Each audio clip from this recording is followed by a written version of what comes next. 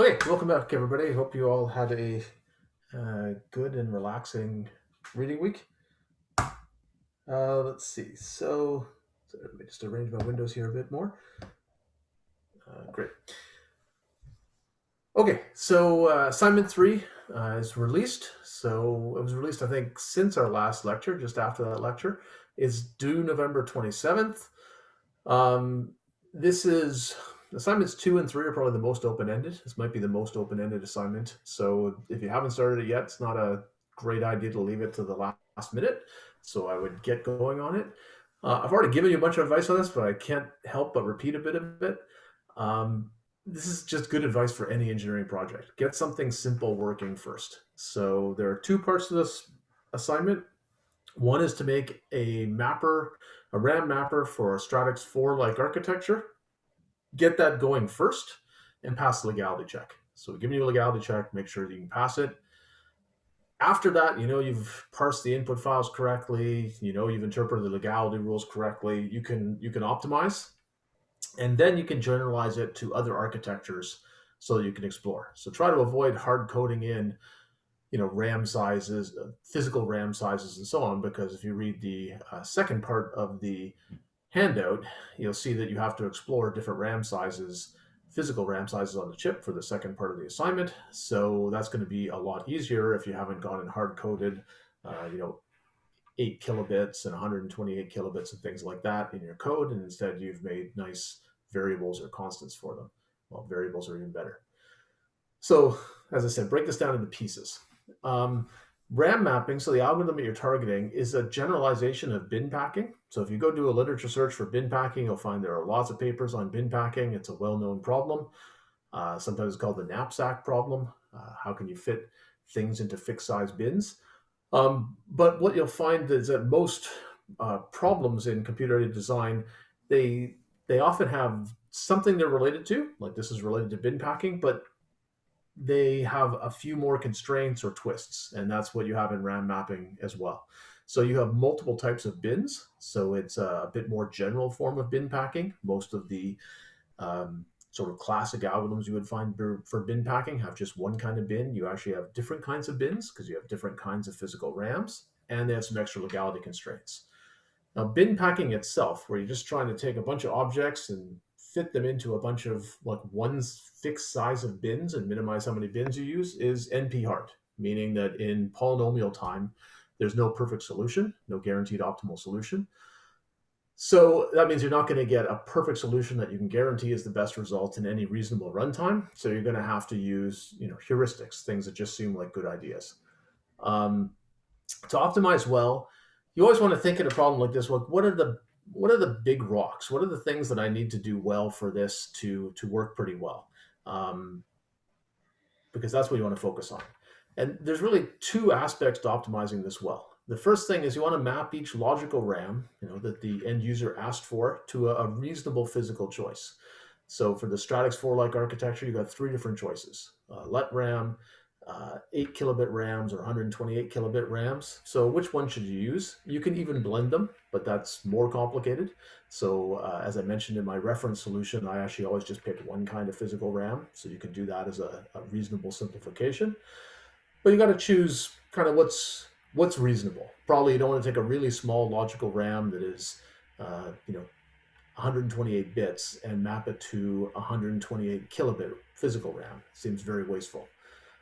But then you also have to balance usage on the chip. So the chip has a certain ratio of LUT RAM to 8 kilobit RAM to very large 128 kilobit RAMs. So if your algorithm just always likes to map everything to a certain kind of RAM, say it loves to map everything to 128 kilobit RAMs, does that feels that's a great choice almost all the time, you're going to find that you use all the 128 kilobit RAMs and none of the other types, and that's wasteful because you're going to pay the area cost of all those things because you're getting a chip with a certain ratio of those resources. So you can do better if you pay attention to what are you running out of and what's still free on the chip. So you get kind of those two basic things. So I see some discussion on Piazza, and they had one office hours kind of coffee time. So I'll do that. If there's interest, I'll do that again on Friday. Are there any questions about assignment 3? Anything people would like to discuss now? Okay. In that case, it sounds like it's going pretty well. I hope. Okay, so I also released the term paper, which isn't due for quite a while. It's not due till December 22nd. So right when classes end and exams end, it's worth 25% of your final mark. So there's a document on Quarkus that you can go look at for a little more guidance. But in brief, I'm asking you to read about 10 papers. This isn't like a magic number, so it doesn't have to be exactly 10, but it gives you some idea of the extent of the background reading that would be typical, that I respect. And then briefly survey them. So that means you would reference these 10 papers to show you know them. Some might be papers that we read in the assigned readings, but certainly you shouldn't have all of them be ones from the assigned reading. You should go deeper. And you should be able to reference those, give a brief overview of what's going on in them, and they should be linked somehow. Maybe they're all about a certain aspect of computer design, like routing. Maybe they're like a certain aspect of architecture, like RAM blocks. Maybe they're about data center FPGAs. Maybe it's about machine learning acceleration. There are a bunch of ideas in the term paper document that I've posted, and you're not limited to those. You can come up with your own ideas. You just have to find some theme that interests you and where you can find about 10 papers that are somehow related to it. Usually the best term papers don't spend equal text on all of these papers that a person has read. So usually it's best to choose a subset. 2 to 4 is a reasonable number, but again, these are not really magic numbers, it's just guidance.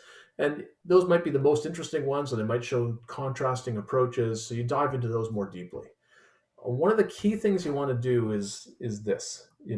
Don't just reproduce the results of those papers. In particular, you don't want to basically give me 10 abstracts kind of linked together loosely. That wouldn't be very good.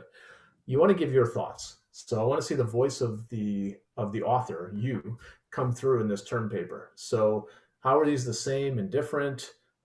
Is there some future work that you can see that you feel they should be approaching? Maybe nobody's done, or maybe one of them has looked at from a certain aspect. And you think that's really the key way to go. So I want to see some insights from you and some organization where you take these papers and put them together in some kind of coherent whole that involves your categorization of them and your thoughts on them. It's a maximum of 3,000 words, so you can certainly do less than that, but don't do more than that. You also don't want to just write words. You should include figures and or tables. You can take those from the papers that you're surveying, and you just put a citation right in the figure caption or table caption to show that you took it from that paper. Or you can make your own tables or own figures, which sometimes can be useful if you have a table that, for example, summarizes data across multiple papers. That can be a good way to show that you've managed to synthesize what the results are and put them together in some kind of coherent whole. You don't want to have a paper that is all text and no figures and no tables. So you don't have to have a huge number of figures and tables. And as I said, you can take them from the papers, but you should choose what's going to illustrate your points. We're asking you to do this in LaTeX, which is a good experience for writing papers. So most of the research papers, most groups, when you write research papers, you'll write them in LaTeX because you can make them look good. So for this paper, we're asking you to write it in LaTeX as well. The document points you at a template. You don't have to use that one, but it's an IEEE template, so it's not a bad idea to see how do you put things in a nice 2-column format like you would do for a paper that you might try to publish. Any questions on that? Oh, I guess one other thing to say is if you want feedback on your topic, feel free to ask me, but you don't need approval from me. So if you're confident this is an interesting topic and you want to do it, you can just go do it. But I'm also happy to discuss it if you're like, is this going to be, are there going to be enough papers on this for me to make a go of it or not? So, any questions on anything about the term paper? I guess also, frankly, I'm not going to be marking these on Christmas Day. So I don't know, you can type this in the chat or speak up now. If you would like this due date to be later, I can do somewhat later. It can't get too late because you don't want it to get into the next semester. This due date has the advantage of basically your semester ends and you can go have a nice holiday. But if anyone, this is your time to express an opinion if you're like, I want more time. So, okay, so see a few people saying, how close is to A4? Yeah, so assignment 4 is going to be due like the week before that. So assignment 4 is approximately a week, maybe 10 days. I'll figure out how to space this out. Assignment 4 hasn't been released yet. It's on routing architecture, and you don't have to write a CAD tool. You just have to run one. So assignment 4 is probably the easiest of the 4 assignments. So it shouldn't be too bad, but it is going to overlap this some. I see some people saying that they'd like this after Christmas, which is fine with me. So I mean, if the this is the last assignment in the course, so I'm pretty lax with the due date on it. So I see at least one person would like it before Christmas, so you can relax over the Christmas holidays. Okay, I guess what I can say is, so I encourage everyone who wants to be done with the course, just get it done by December 22nd. But I'm going to be flexible with due dates for anyone who goes, that's kind of stressful. Okay. So try to get it in by December 22nd, basically for you, so that you are able to enjoy your holidays.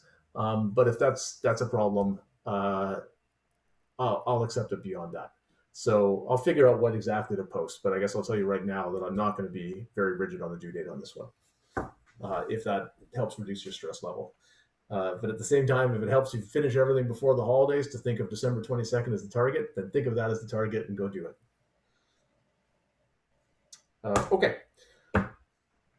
So last week we had 2 papers for background reading. So a relatively old one, but some kind of fundamental ideas for routing architecture, and then a relatively more recent one with a more modern process technology that looked at some more complicated routing architectures. Okay, for next week, 2 papers that again, you don't have to read all the papers that I assign. We assign about 20 or somewhat more than 20 through the course, and you only need the grades from the top 10 will be included in your marks. So I don't expect many people to go and write summaries on all 20 of them. So you don't have to read all of these, but basically there are 2 which I think I'd recommend, these first 2. The one by Lemieux is an important concept that pretty much all FPGA interconnect architectures have now adopted. Something called single driver wires, which when you read this paper, you'll understand. And then a very recent paper from Xilinx, Xilinx's latest FPGA architecture, which is called Versal. It has so much stuff in it, so many hard blocks, that they actually don't call it an FPGA anymore. Everybody else seems to call it an FPGA, but they call it an adaptive compute acceleration architecture because they don't want to think of it as being limited to what traditional FPGA logic would have. So it's got lots of different things in it, including some changes to the routing architecture. If you have time, you're enjoying these readings, then there's a third one you can read, which is Xilinx's prior generation UltraScale Plus, which also has some pretty interesting things in it. In particular, they have some ability to shift clocks around to kind of steal time from one transfer and give it to another one, much like we saw with the pulse latches in Stratix 5. So this is also an interesting paper. But again, if reading 3 papers is too much for you, that's certainly understandable. So that's why I marked the last one as optional. Technically, they're all optional because you don't have to read every paper we assign. I guess this one, if you're busy this week and can't read all 3, that's probably the one I would drop first. Okay, so we finished talking about logic blocks, and we've talked about RAM blocks. So now we're going to talk about some other hard blocks. And the most important of those other hard blocks, the most common ones are multipliers or DSP blocks. Okay, so how do we evaluate if we should take some function and harden it in an FPGA? This is the way that it usually is done and probably should be done. Sometimes it's done in a less rigorous way, but this is the kind of best way to evaluate it. So you take some idea. So let's take PCI Express. So pretty much every FPGA now has hardened PCI Express logic. But several generations ago, that wasn't true. So there was a decision that FPGA architects faced of should I harden PCI Express or not? And the way to figure out is this a good idea or not is first you develop the soft IP. So you want to do it using the existing programmable logic and routing of the chip. So you develop that IP, and it's typically parameterized, meaning people can ask for different flavors of, in this example, PCI Express. So this generator can make you, not just one PCI Express core. Actually, one thing I should probably do is I'll just mute everyone. Okay, and try that one more time. Okay, so, oops, sorry for that. Losing track of which computer is doing what. All right, there. Okay, so we developed this parameterized soft IP, and then different end users will ask for different things. So PCI Express, for example, has multiple generations. Gen 1, Gen 2, Gen 3, now there's actually Gen 4. So they could ask your IP generator to generate them exactly what they want. And PCI Express also can be in wider or narrower configurations. So what's called the number of lanes. Basically, how many parallel differential IOs do you have? So you can make higher bandwidth or lower bandwidth interfaces. So this parameterized soft IP, you would ask for exactly what you want, and you would get exactly that built in the soft fabric. And you can evaluate what's the area, the power, and the speed of that by implementing it in your current FPGA or the FPGA that you're architecting, just using the soft fabric. Okay, so that's one path.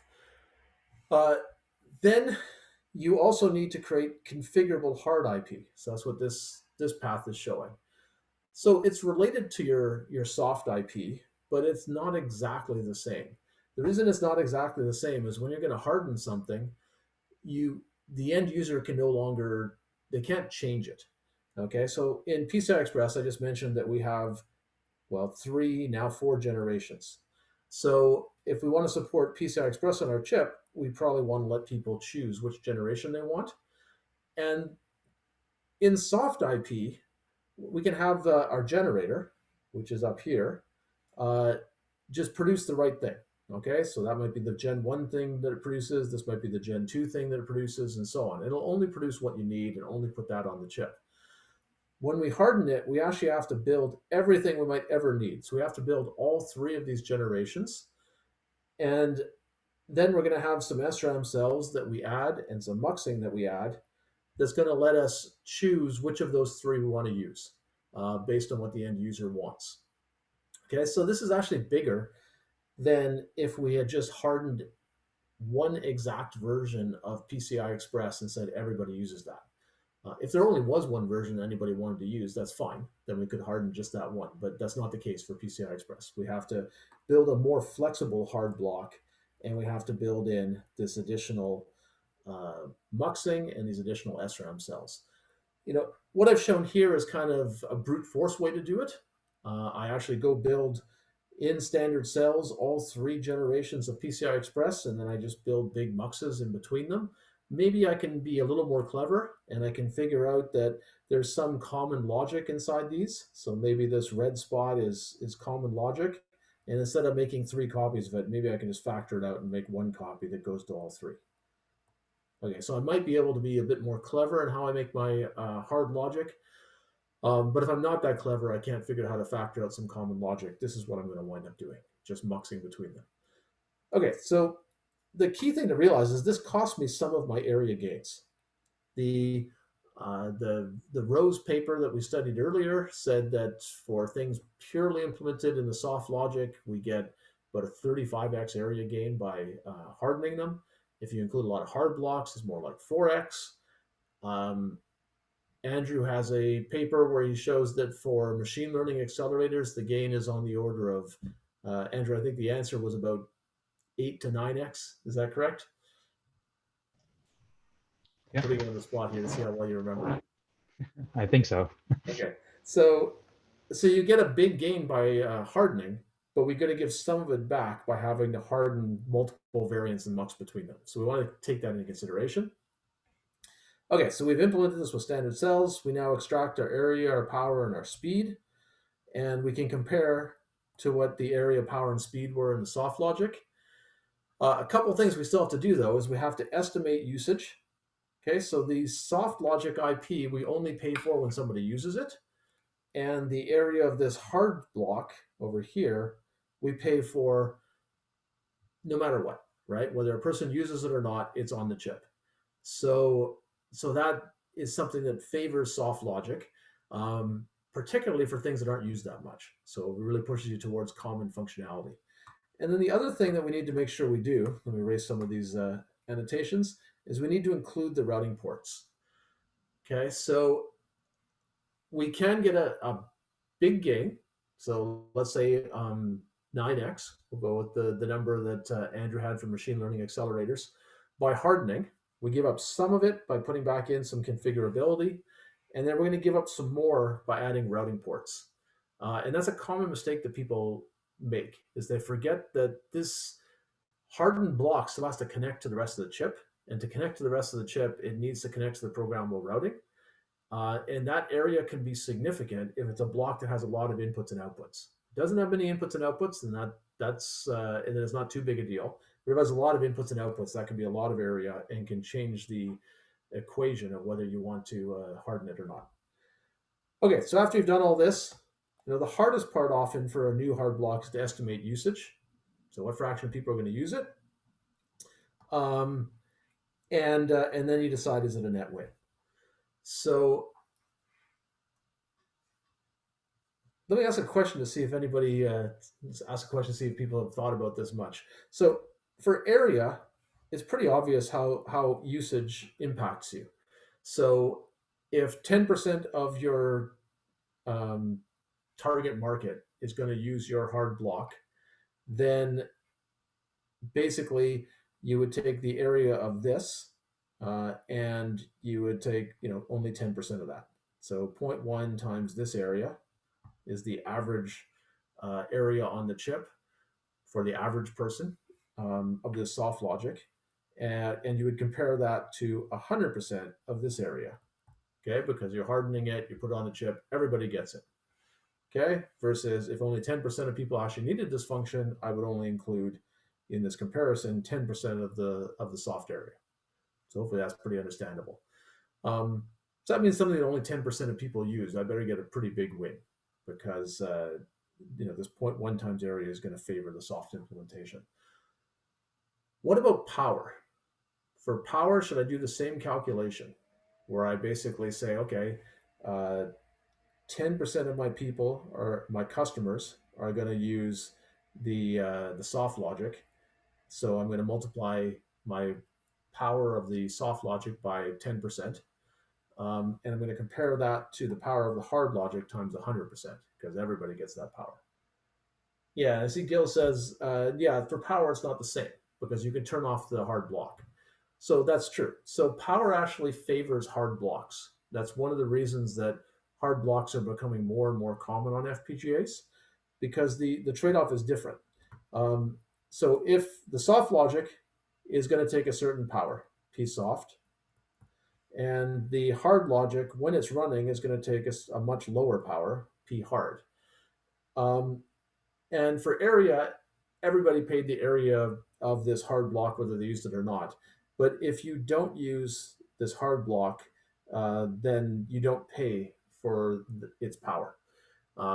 You'll clock gate it. So basically none of its logic will toggle, which means its dynamic power goes to 0. And then on top of that, there is actually some leakage power that is to first order proportional to the area.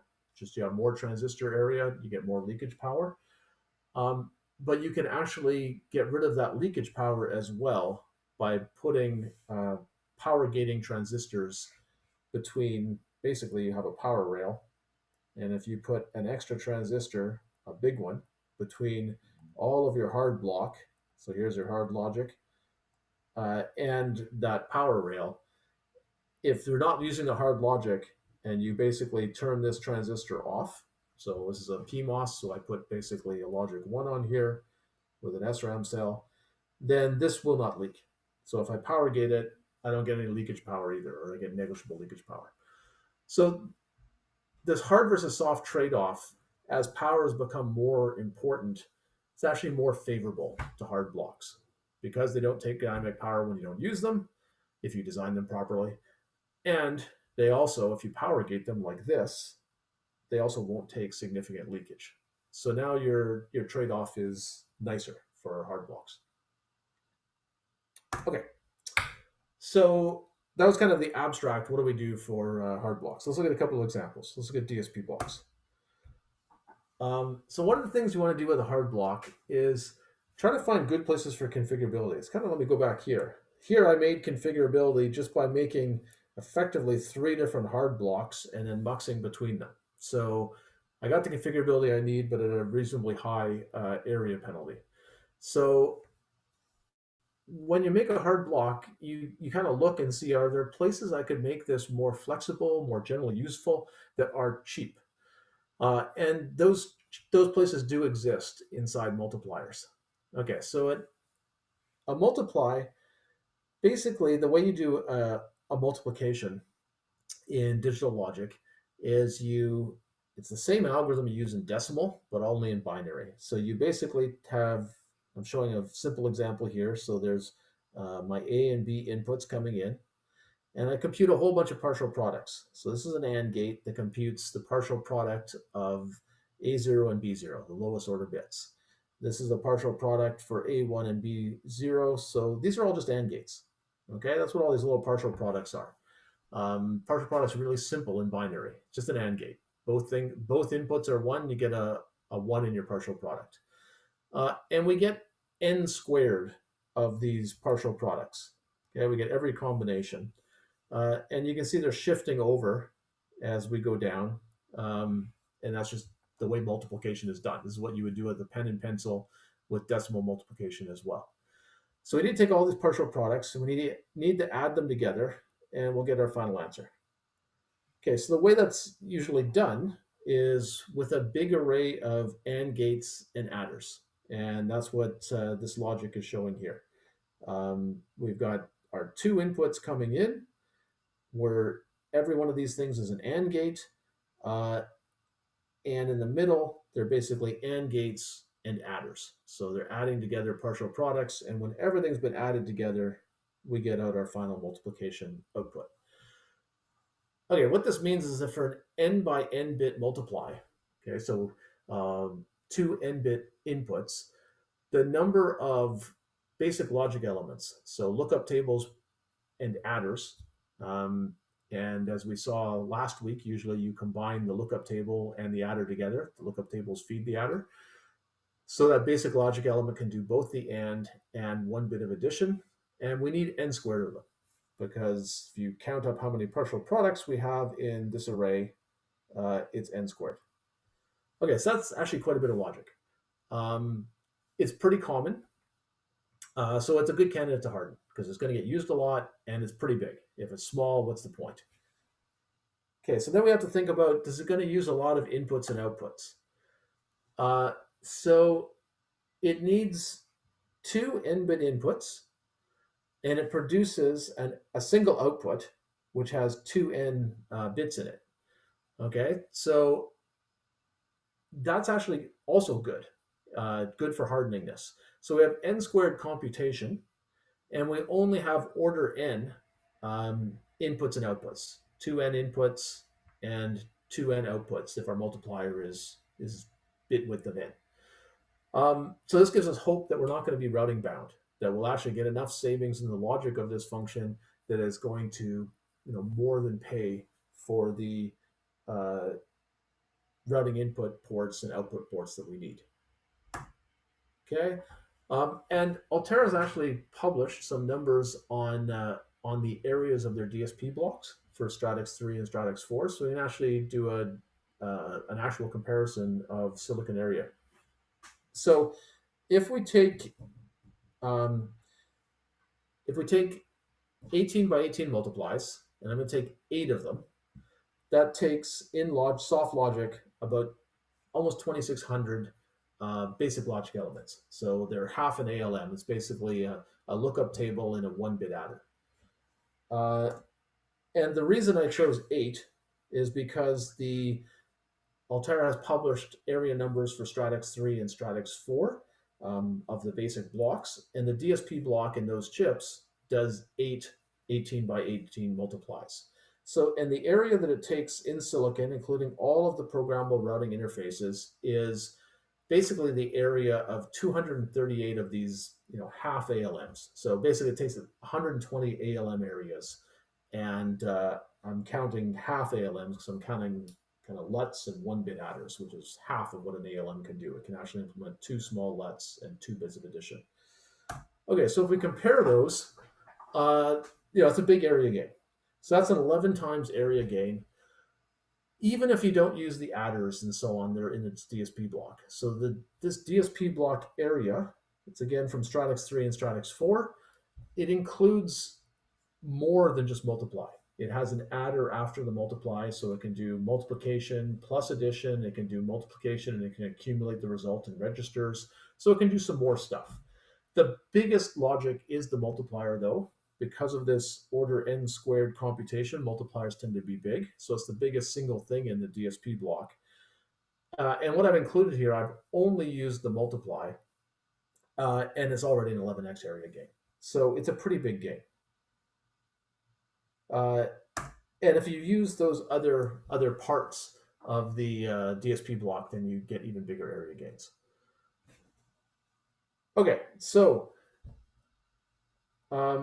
that's an 18 by 18 multiply. Okay, but not everybody's going to want to do 18 by 18 multiplications. They might want to do other things. Maybe they want to do 10 by 10 or 6 by 6 or other kinds of data widths. So we win by a big amount when we're doing 18 by 18 multiplication, but in that case, I'm taking a chip that hardened 18 by 18 multipliers, so we expect a pretty big win. Can we make this block more flexible without costing much area? So any ideas on this? So I'm building an 18 by 18 multiplier, and I'm showing this in now kind of a slightly more abstract way, but basically this is one input comes in here, the other input is coming in this way. Okay, so it's all this. And every one of these dots represents a partial product. So it's an AND gate. And then I got to add all of these partial products together. So I got to add all these bits together to produce one output bit. Okay, so that's what this is showing.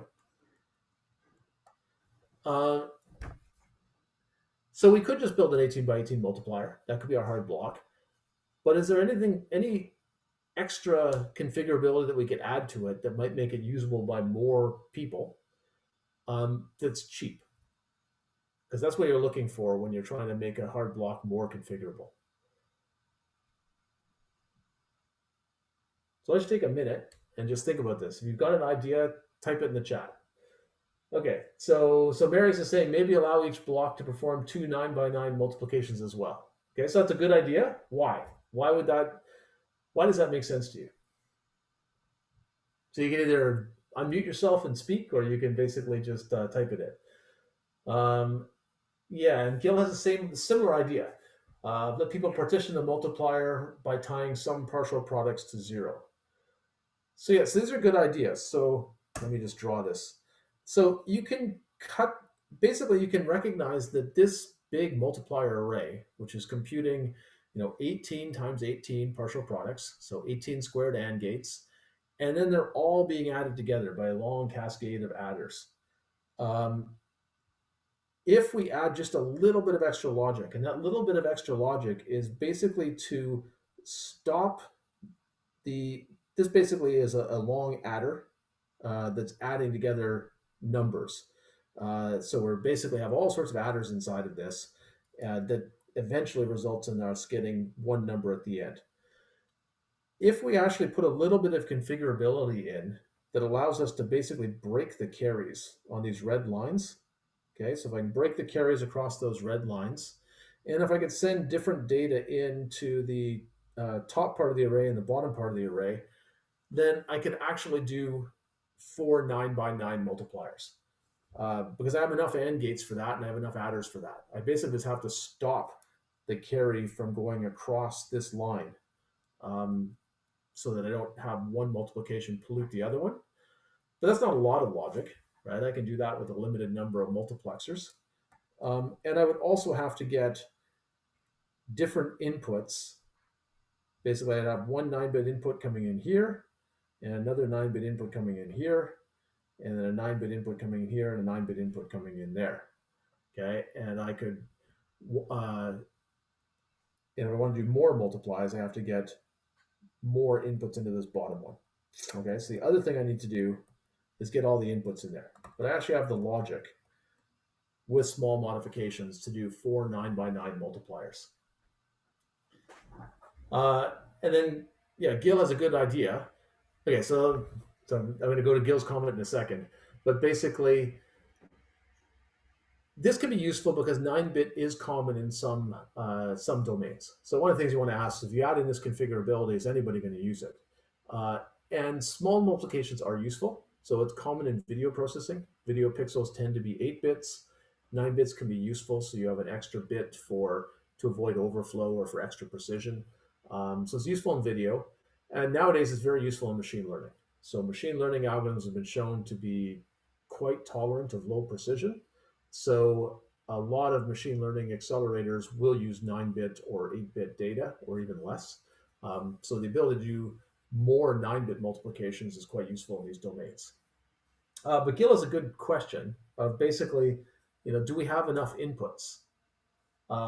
So Gil's saying, well, if we do 4 9x9 multiplies, wouldn't they have to share inputs? Well, let's check. So we didn't have to add much logic to be able to do 4 9x9 multiplies, right? We just had to basically stop these propagations of carries across the carries and summations across the red lines I drew. And now I've basically got 4 9x9 multipliers. But I should always count my inputs and outputs. Okay, so with one 18x18 multiplier, I needed 18 inputs for the one operand and another 18 for the other. So I needed 36 total inputs. Now I'm going to try to do 4 9x9 multipliers. So I need 2 9-bit inputs for each one of them, and I try to do 4. So I'm going to multiply that by 4.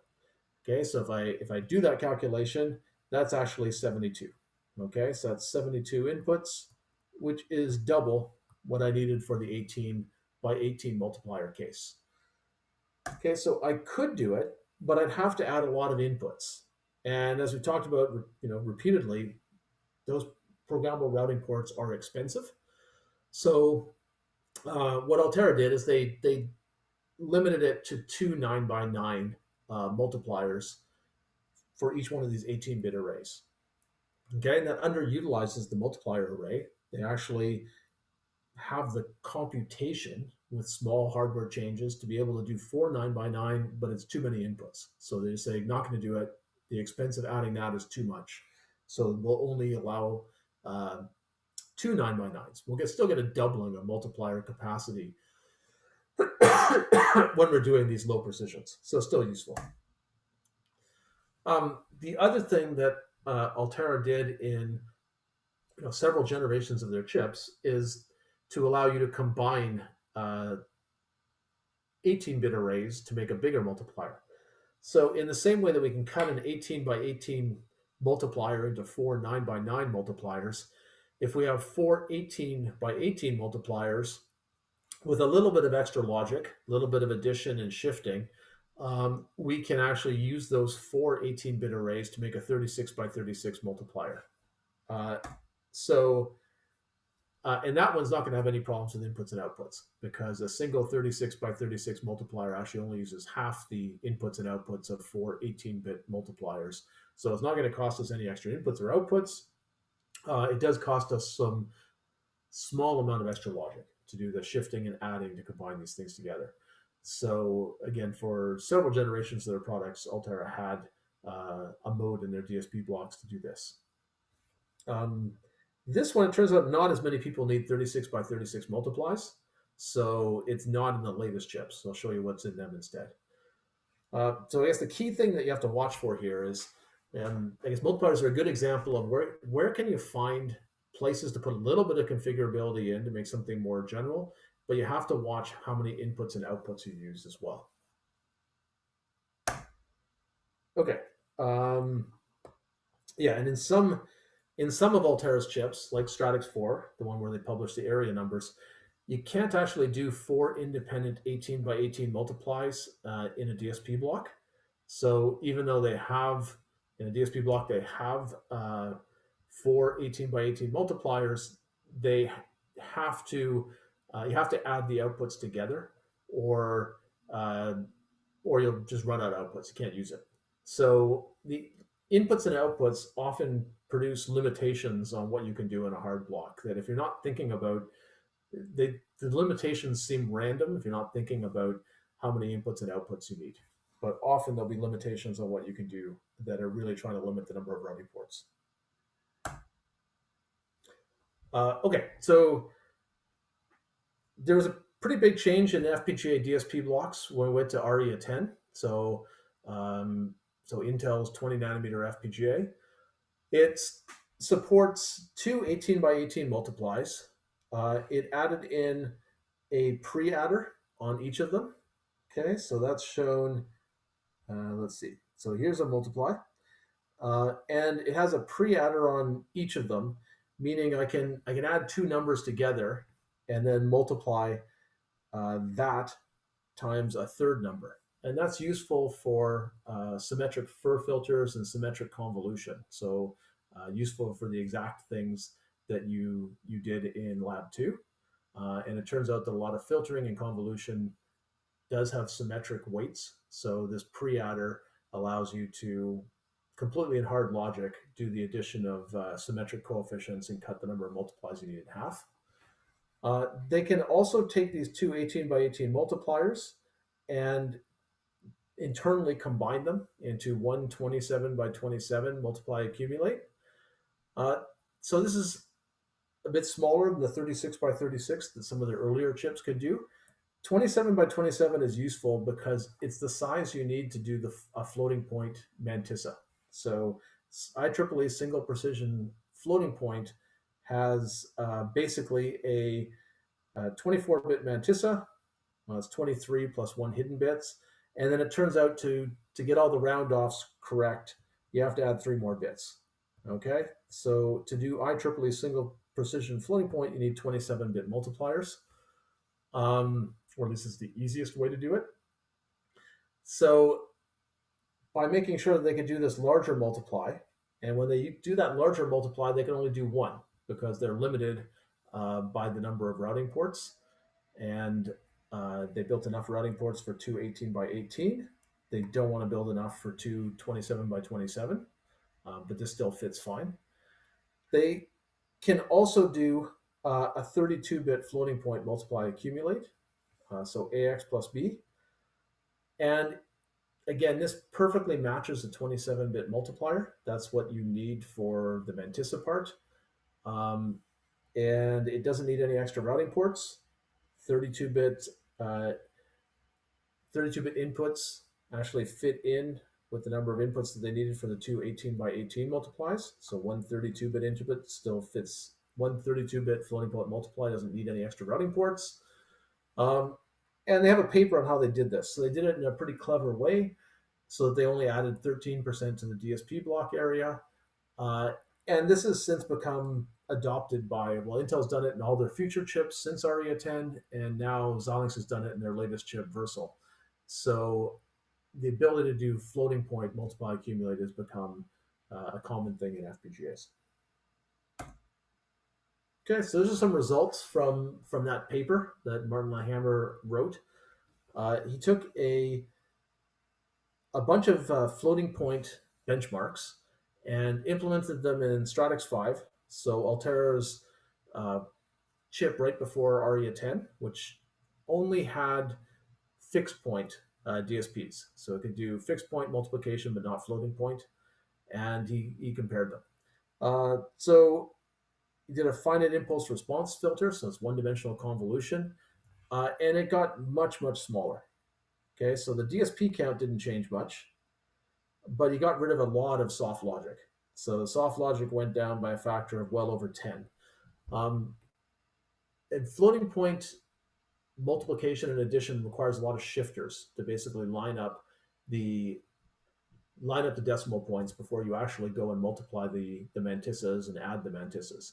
So basically, all of that shifting and alignment got moved into the hard block in ARIA 10, and that's why the amount of logic went down by so much. The frequency doesn't change very much because you can deeply pipeline all of that logic, so it didn't impact speed much, but it did impact area a lot.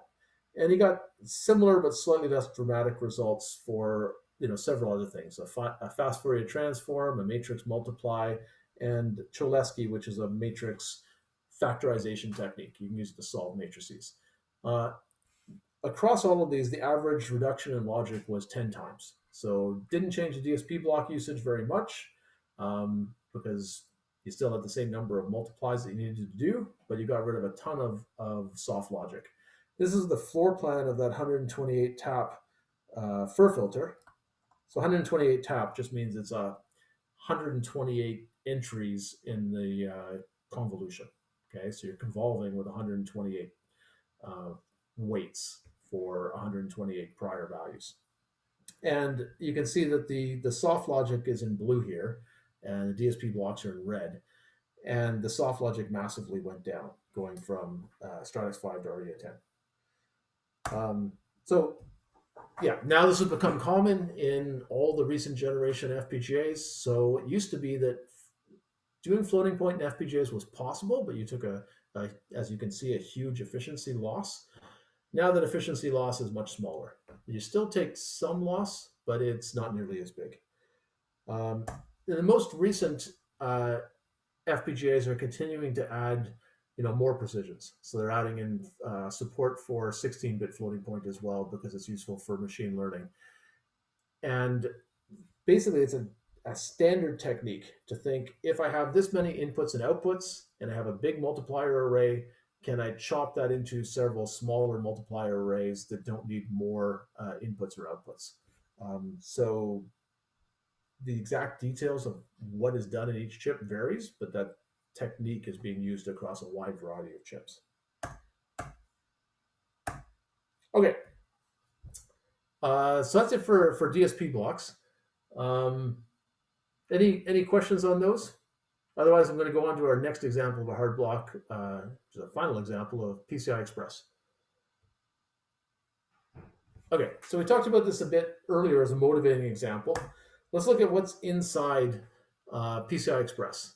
And this is kind of typical of a lot of I/O protocols. So the details are different in things like DDR and interlock and so on. You'll see there are a lot of different I/O protocols. But the big picture is relatively similar. So we start with, actual physical IOs. That's what we got over here. Okay. So this is our input path. So receive data or RX data. There are two major, so there are kind of three types of IOs that you'll get in systems nowadays, three big classes. So one is just slow IOs, where there's just some global clock that's distributed through the whole board and everybody pays attention to that one clock. And it only works at low speeds. So that's kind of for low bandwidth sensors and talking to a keyboard and all that kind of stuff.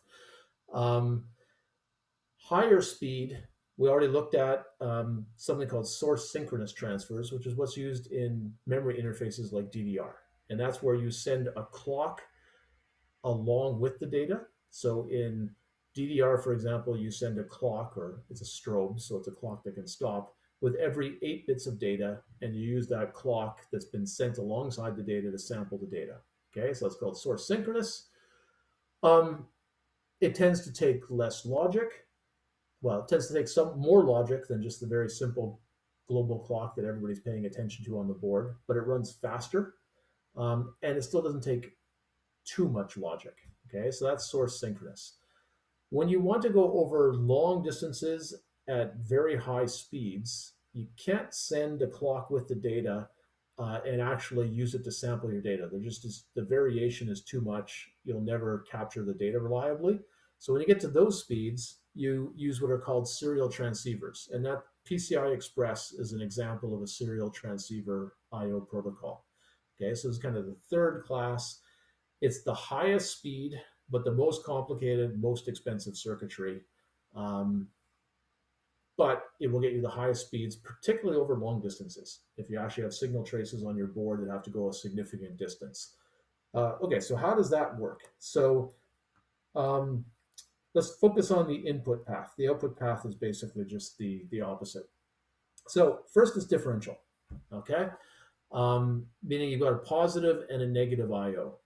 That helps to cancel out noise, helps you to cost you twice as many IOs, but it helps you to run it faster.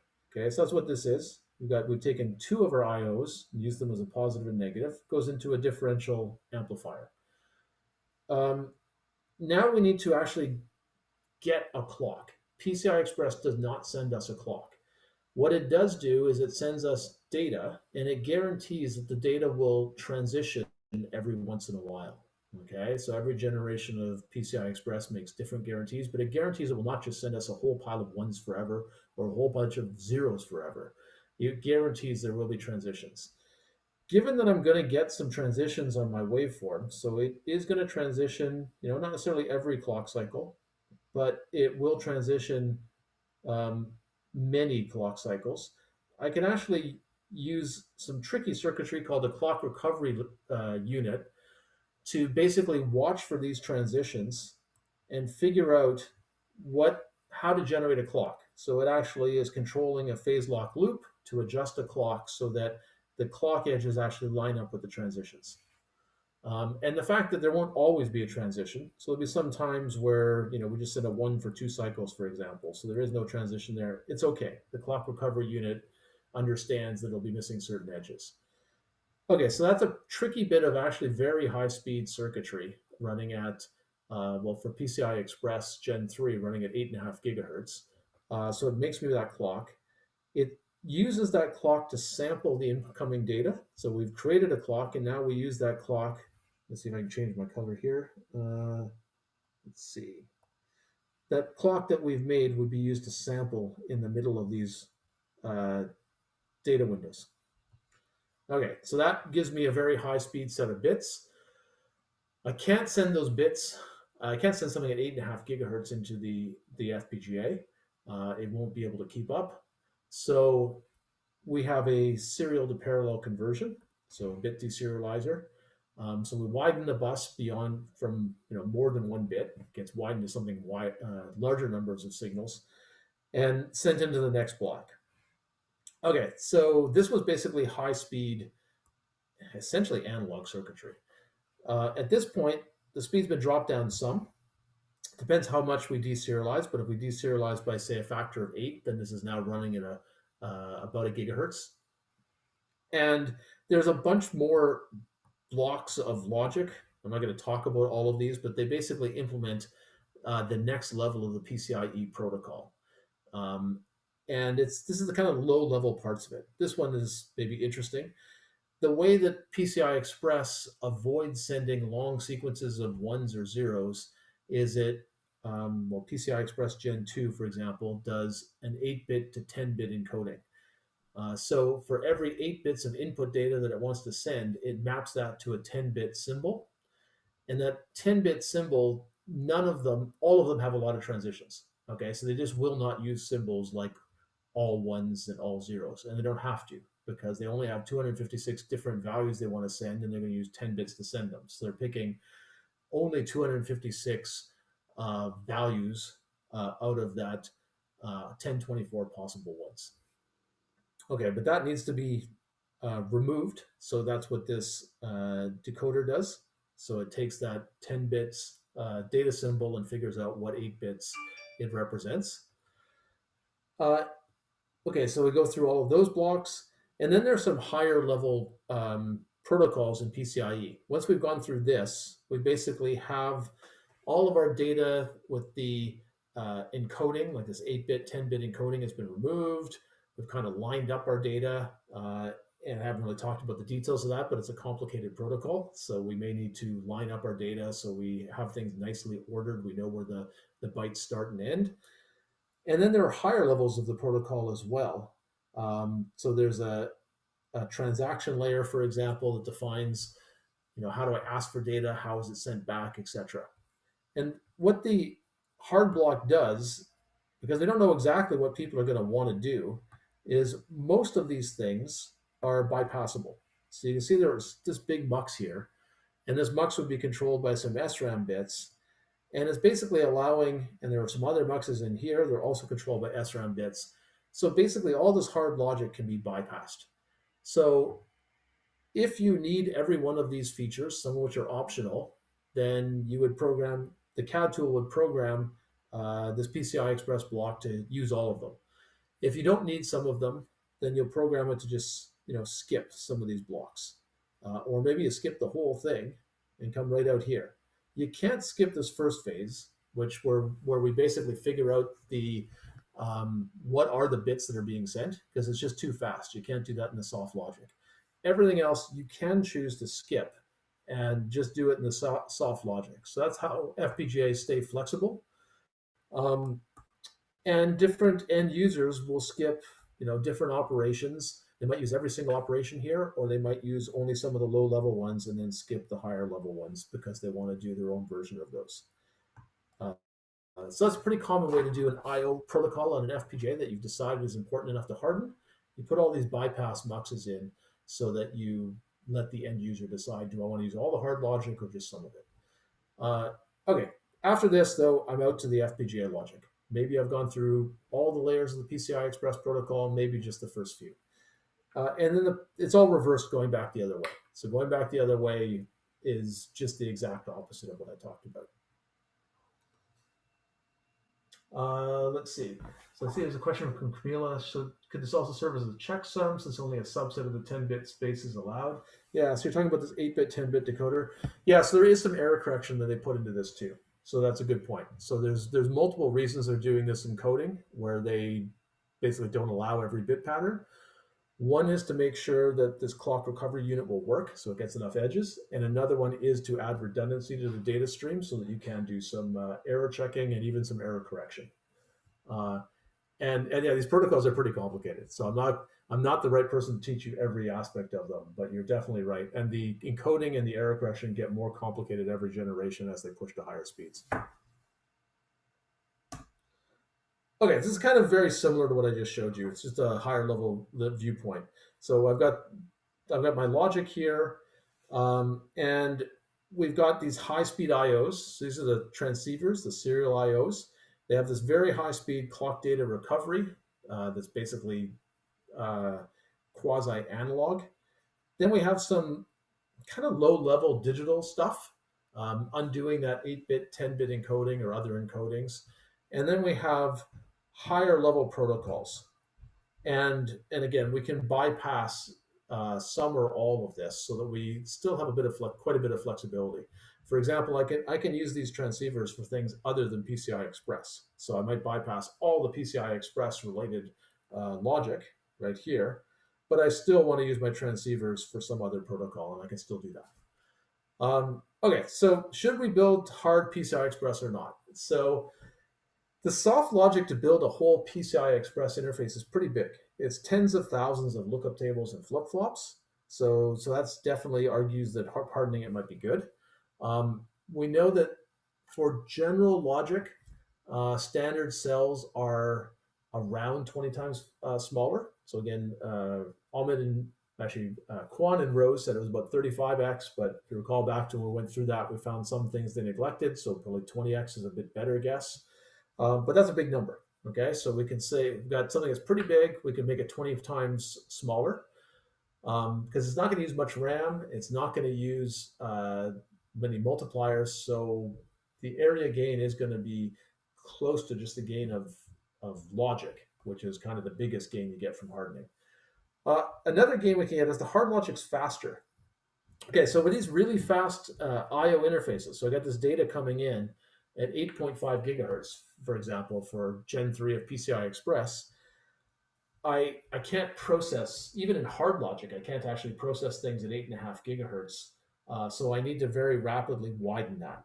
so that turns into something that's maybe 8 times wider. And by the time I get to the soft fabric, it's going to be quite a bit wider. I mean, maybe I can run 250 megahertz or so, but I'm going to have to go to a wider bus. If my hard logic clocks faster, I don't have to make my buses wide because I'm trying to match bandwidths here. So that actually turns into an additional, the speed gain of hard logic actually turns into an area gain. I just need to process data that's coming in at 8.5 gigahertz. There's no advantage to me being faster than that. But if I can clock my hard logic, say twice as fast or 3 times as fast as my soft logic, I can leave my data path 1/2 or 1/3 as wide, which is an additional area gain. And the other thing you want to think about when you're hardening something is going to go out of style right away, or you're going to harden it and then it turns out that everybody needs a different variation than what you harden, so nobody can actually use what you built. And PCI Express, the protocol is fixed and it's widely used, so you don't have that much danger of that. You do have lots of variations of it, which is why we have these bypass muxes, right? So you can decide, well, maybe you didn't need everything, or you want a different variation of maybe this layer, this transaction layer. The fact that you can just bypass that means you can still use most of the hard logic and do that in the soft logic. There is going to be some cost. So PCI Express, well, now it's up to Gen 4, but on the chips I worked on, it was Gen 1, Gen 2, Gen 3. There were differences between all of those, so we have to build the logic for all of them, add some muxing between them. So there is going to be some logic that just nobody uses, right? If you want Gen 3, you won't use the Gen 2. If you want Gen 2, you won't use the Gen 3. So you're going to have to over-engineer it some.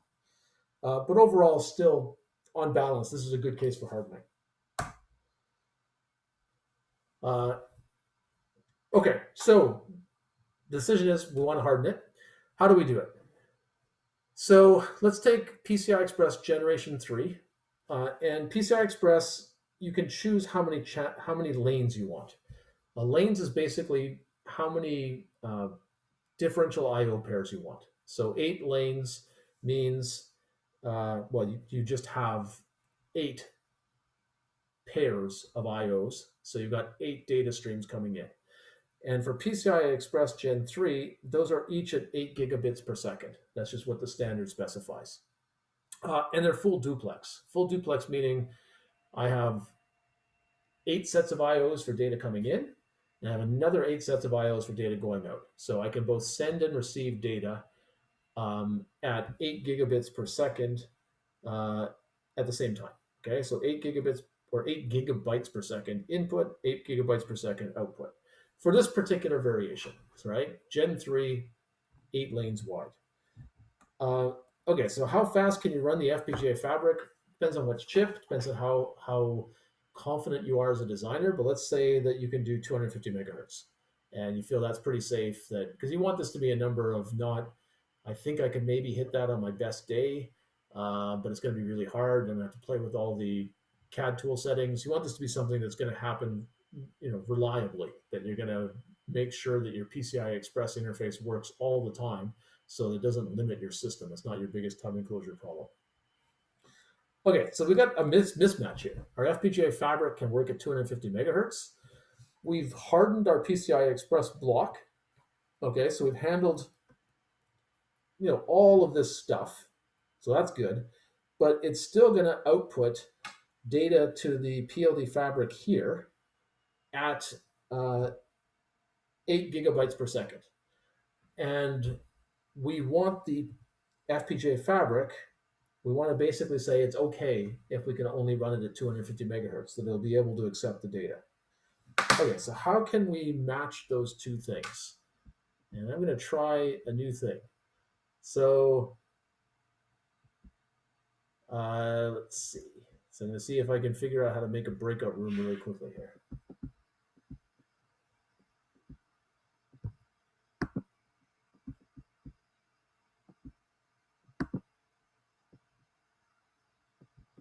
Okay, I possibly have to figure out which one of these is running the meeting. Okay, so I'm going to try making a breakout room.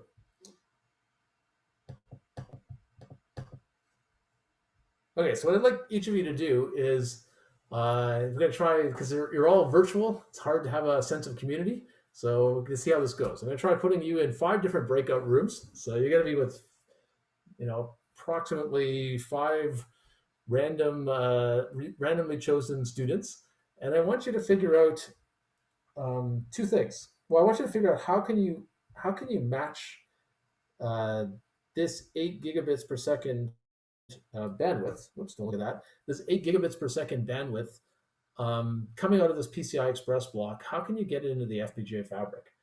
And I'm telling you that you can run it at about 250 megahertz. So the 2 things I want you to consider are, well, how are you going to transfer that? So you're going to have to do some serial to parallel conversion. And then think about whether that's going to stress the routing fabric. Does it put any limits on, does it have any implications for how we connect this PCI Express block to the routing?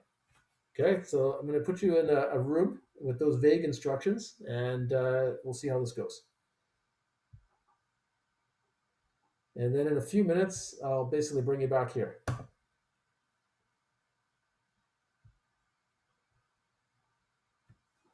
Okay, so you should see an invite to join a breakout room, so go ahead and join it.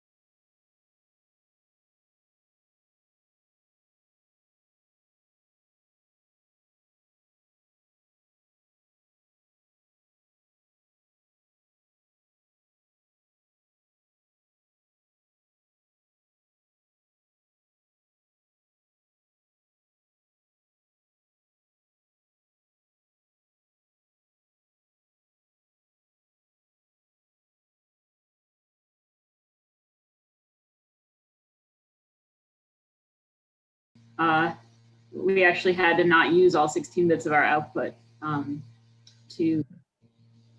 because we just had not enough routing. So I think you definitely, I feel like it's just going to clobber that routing track. If you've got new, every single of your 32 is being used. I don't know though. I guess it depends how many tracks you have and what else is going on in that general area. What do you think?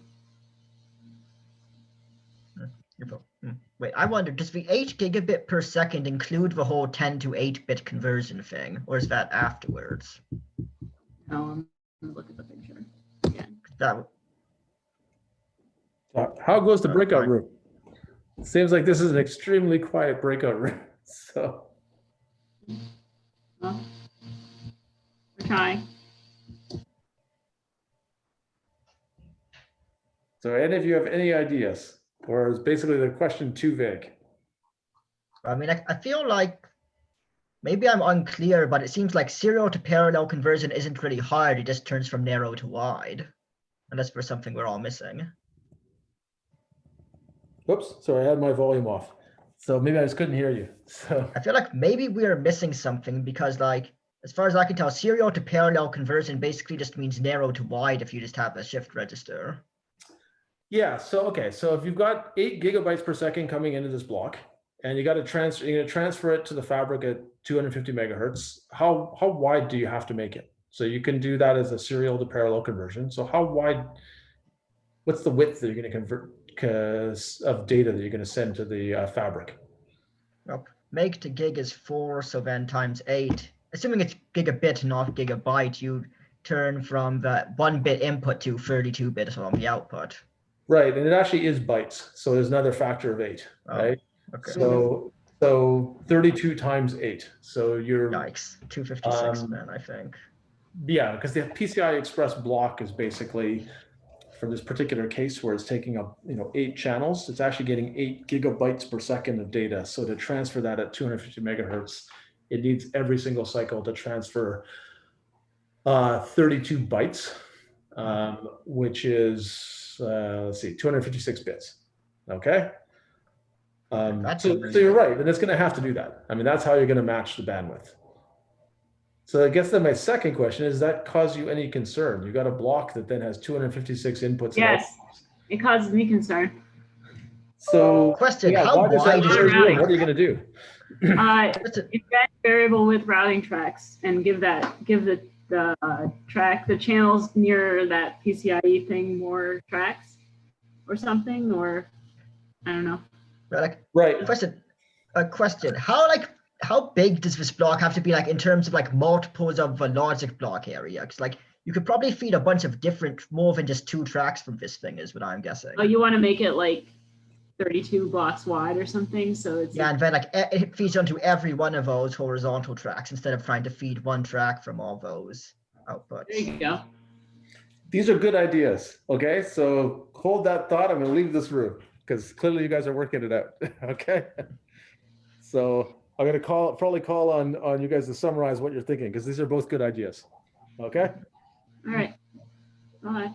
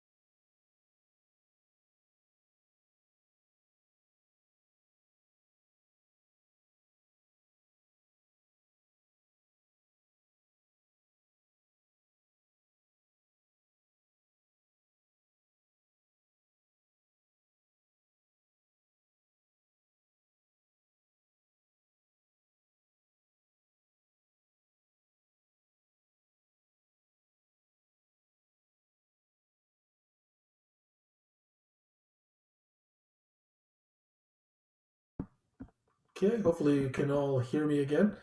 We're just waiting for everybody to rejoin. Let's see.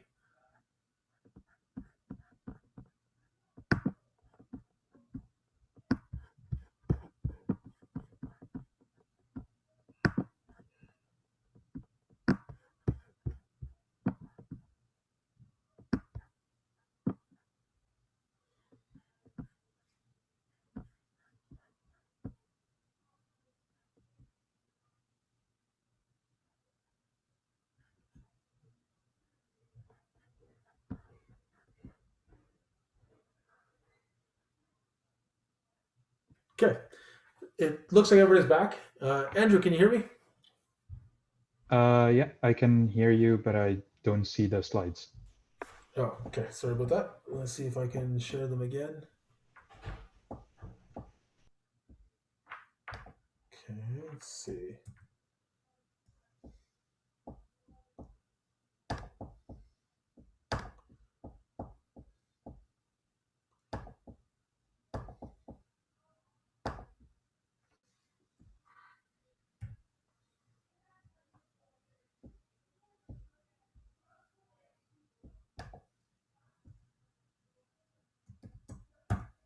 Okay, can you see those now?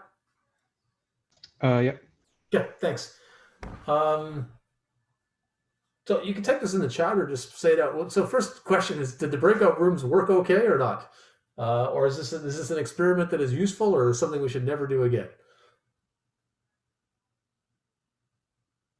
Okay, so there's one person it worked for.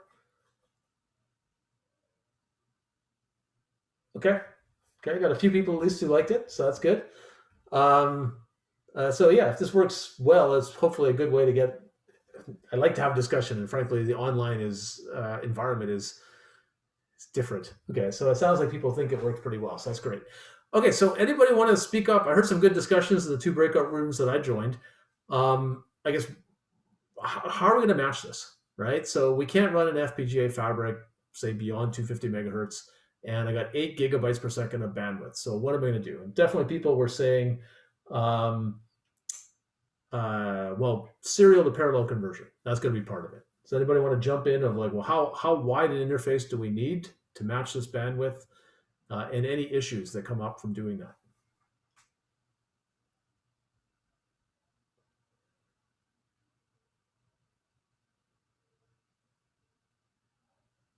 And Michael, I think you're saying it would be good to basically maybe type in what the question is, or what are people working on in the room? Okay, so Gil, you're saying give the IO block a big surface area so we can use more than 4 tracks to output all 150 or 256 bits. Okay, so I mean, feel free to unmute if you want to say this yourself, or if that's too intimidating, I'll interpret for you. So I'll interpret your message. What would you like to do? Yeah, I'll talk. Yeah. Oh, okay. Yeah, so this thing needs to output needs a huge number of output ports, and so to actually get all of those into the fabric, you probably don't want them all going onto the same small number of tracks. So make the block some shape that's not really square, so that it has a whole pile of tracks that just hit part way down, and it can output onto all of those separately. Yeah, that's a great idea. So you figured out that 250 megahertz to get 8 gigabytes of data per second into the fabric, you need a 256-bit wide interface. Sounds like a lot of signals to drive out of one block into the routing channels. And the reason that's a lot, remember we said that the routing channel width is basically lambda r bar over 2, right? Times some safety factor, 1 plus safety. Okay, so if lambda, which is the number of used inputs or outputs, is huge, 256, and there's no reason to believe that R bar should be smaller, right? They probably still have to go about the same distance as they usually do to get to whatever logic or register wants them. That means my W is going to have to be really big, which is going to be a problem. So Kate, you had another idea, which I don't know if you want to speak to or you want me to summarize it for you. I'll give you a chance. I was saying you could figure out a way to not have more routing tracks in that area. Right. But, so lambda is big. It's 256, which is a lot bigger than a logic block. We've seen that for typical logic blocks, the number of signals going in or out of them is maybe 30 typically. This one's going to have 256 going in, 256 going out. So this lambda is big. So that means we need a big W. And it's okay, you're suggesting make an extra big channel. And Gil is saying, well, what if we don't connect it to one channel? What if we actually make lambda smaller by saying, let's make the block have a large perimeter and we're going to connect it to a whole bunch of channels so that we can take, whoops, I try to get rid of that. Take this lambda and divide it by something. If we split it across 10 channels, then we could divide by 10. And then that would be, our width would match better. And those are both good approaches. Those are both very reasonable. Okay. And this is exactly what I wrote down here. Okay, so this is just a computation of matching the data bandwidth. We would need 256 inputs and 256 outputs if we say the fabric can run at 250 megahertz. The average logic block for typical FPGA, so we've got 10 lookup tables, they're fracturable 6 LUTs. The average number of inputs and outputs is about 30 inputs and 20 outputs, like actually used. So we don't want to create a local routing hotspot. So this is basically, there's basically 2 ways you can handle this. The Kate's solution of make a wider channel, so accept that we've got a much more difficult block to route and make it a special channel, which you can do. Although it is tricky to think of how do you lay out that special channel, how do you hook it to the other channels. So you're making your overall kind of architecture optimization more challenging and your layout more challenging by having some wide and some narrow channels and figuring out how to hook them together. The other way you can do it, which is what Gil suggested, is basically try to make the amount of signals that you're going to inject into one channel from this block comparable to what a logic block would have done. Okay, which means that, you know, if we can make lambda to one channel comparable to what a logic block would have done, then our W that we need is going to be comparable to the W we need for all the other blocks, which is going to make, you know, it easier to lay out the chip, easier to kind of optimize the routing architecture. So if we want to do that, we have to spread out. Let's take the output side. We have 256 outputs, and the typical logic block has about 20. So we've got about 13 times as many outputs as a logic block. So if we spread out these output signals from the block over 13 channel segments. So what I mean by a channel segment is like a piece, a logic block high or logic block wide piece of a channel. Then we're going to wind up basically stressing the routing channels about the same way that a logic block would. Okay. And that is actually what most commercial FPGAs do. So if you look at these hard blocks like PCI Express that have a lot of signal bandwidth, they have a large perimeter. So if I can make it connect to 13, you know, separate channels along its perimeter and send in, you know, 256 divided by 20, which is what, about 23 or 24 signals per channel, then it's really no harder to route than the typical logic block. And I can optimize my channel width kind of in the usual way. Like this isn't any harder to route than some group of logic blocks somewhere in the chip. It does put a lower limit on the perimeter of the block. Okay, so PCI Express is widely used. It's a lot of logic. That makes it all look good as a candidate for hardening. I do have to check how many inputs and outputs does it have, and that's going to put a limit on my perimeter. It's got to be at least that big in terms of perimeter. If that is really big, then maybe it's not a good candidate for hardening, because maybe it's going to be a really big block. Now, PCI Express, it works out okay. I need to go, in this case, about 13 channels high, but there's a fair amount of logic in this PCI Express block, so I can fill, you know, kind of this block with circuitry and make good use of it. So it's a good case. But if I had something that didn't have much logic in it, but has tons of signals, then it's probably not going to be a good case for hardening, and it's not worth the effort. Okay. Any questions on that? Let's see. I actually see there's a chat. Let me go and take a look at the question on the chat, or the comment on the chat.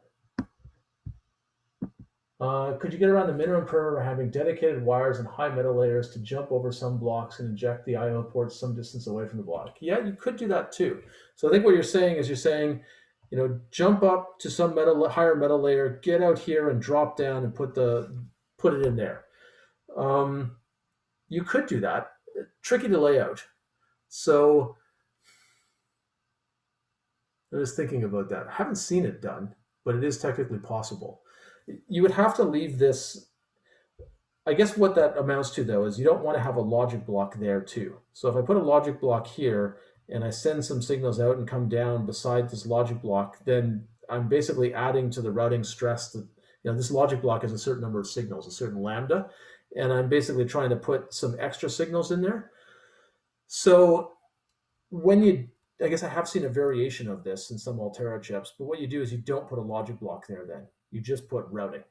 Okay, so you wind up with essentially multiple routing channels with no logic in between them, and now you can get it more programmable routing, which I guess is starting to get towards what Kate suggested, because that effectively is like a wider routing channel. It's easier to lay out if you think of it as essentially two routing channels back to back. It's like you rip the logic block out of them. So they're architected in the same way as all your other routing channels, but you needed more routing, so you just didn't build the logic blocks in between, and instead you connected this PCI Express block to essentially both of them. Half of them connected to one channel, half of its signals connected to the other. So that does make sense. Any other questions or comments on this one? Okay, so I think we've talked for quite a while. Let's take a break till 5:45, and then we'll start talking about actual routing architecture. That's the end of kind of function blocks, and we've been talking about how they connect. Now we'll start talking about routing architecture in more detail. Okay, so I'll see you at 5:45. I can't remember, maybe I said 6:45, but I meant 5:45.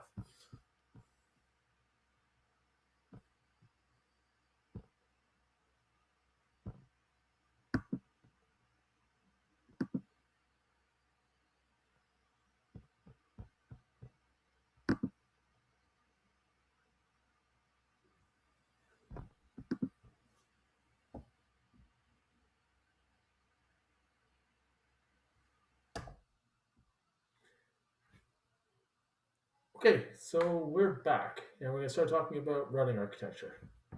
Yep. So we're back. We're going to start talking about routing architecture. Andrew, can you hear me okay and see the slides? Yep. Great. Okay. Okay, so FPGA routing architecture is a big design space. As I mentioned earlier, it takes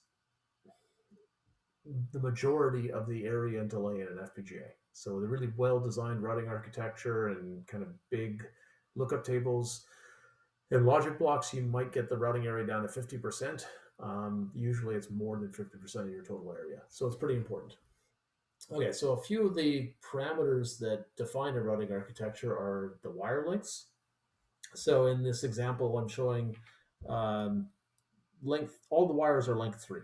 So if you trace through one of these wires, like this one, you'll see it goes past 3 logic blocks before it has to go through a programmable switch to keep going.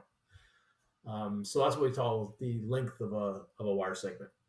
How far does it go before you have to go through a programmable switch to keep going? Another important parameter is the number of programmable switches. So we can put more or fewer in. There's a big trade-off space for that. What is the exact pattern of programmable switches? And this is usually broken into 2 pieces. What's the pattern between the routing wires, and what's the pattern to and from the blocks? And then what is the electrical design of the switches themselves? So 2 ways we could build them, but there are others. Or we could use pass transistors, or we could build tri-state buffers. And here's one way we could build a tri-state buffer: a couple of inverters, and then we have basically pass transistors on the output of that. So together that forms a form of tri-state buffer. So it's a large design space. Okay, so let me just kind of go through some terminology. So usually most FPGA architecture work divides the switch pattern into 3 different parts. So there's the pattern from the outputs of blocks, so up here, to the routing wires, and that's called an output connection block. There is the pattern of, let's see if I can get a better highlighter here. There's a pattern of wires or switches between wires, which is shown here. Okay, and that is called the switch blocks. And then there's a pattern of wires. Let's see if I can change this again. there's a pattern of wires of switches from the routing wires into a logic block shown here, and that's the input connection block. Okay, so they all work together to implement the programmable routing architecture. We'll usually divide them into these three components. Okay, so let's talk a bit about connection block design. So the interface between the function blocks and the routing wires. So a bit of terminology on this. Let's see, let me just get a proper pen again. There's a parameter called FC that determines how many wires in an adjacent channel each logic block, input or output pin connects to. And that's called the connection block flexibility, abbreviated FC. It's pretty common to have different values for inputs and outputs. So you often have FC input and FC output. So here's an easy question. Let's type it in the chat. In this example over here, what are the FC values? So there's one for the output and one for the input. What are they? If you type it in fast, then we can just keep moving on. So yeah, 3 and 2. So FC input is 3 wires, and FC output is 2 wires. Sometimes we also express them as a fraction of the channel width. So yeah, like what percentage of the, or fraction of the wires do we hit? So FC input we could also say is W. You hit every single wire. And FC output we could also say is 0.67 W. You hit 2/3 of the wires. Okay, so how do we build these things? So how would you build the input connection block? Okay, so I've just drawn programmable switches. That's kind of vague. Most FPGAs are built on standard CMOS using SRAM as their programming technology. So let's just consider those FPGAs. How would you build this input connection block? I've shown it as 3 programmable switches. What would you do?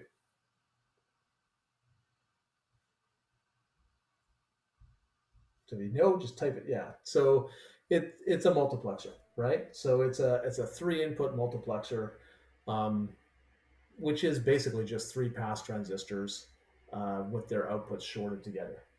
So the input connection block is an FC input, right? The number of inputs to 1 multiplexer. So we can draw it like that. And if it was a single level multiplexer, then it really is just a FC input pass transistors with all their outputs connected together. But we might build this, if it's a big multiplexer, we may not build it as just one level of pass transistors. We saw earlier in the semester that for relatively large multiplexers, it's more efficient to build them using a 2-level structure. So that's a multiplexer. Okay, so the output connection block, there are actually multiple ways you can build that. So one way you can build it is with every one of these programmable switches. So you can't build it with a multiplexer, right? Because the multiplexer has 1 output. So this is essentially a demultiplexer, right?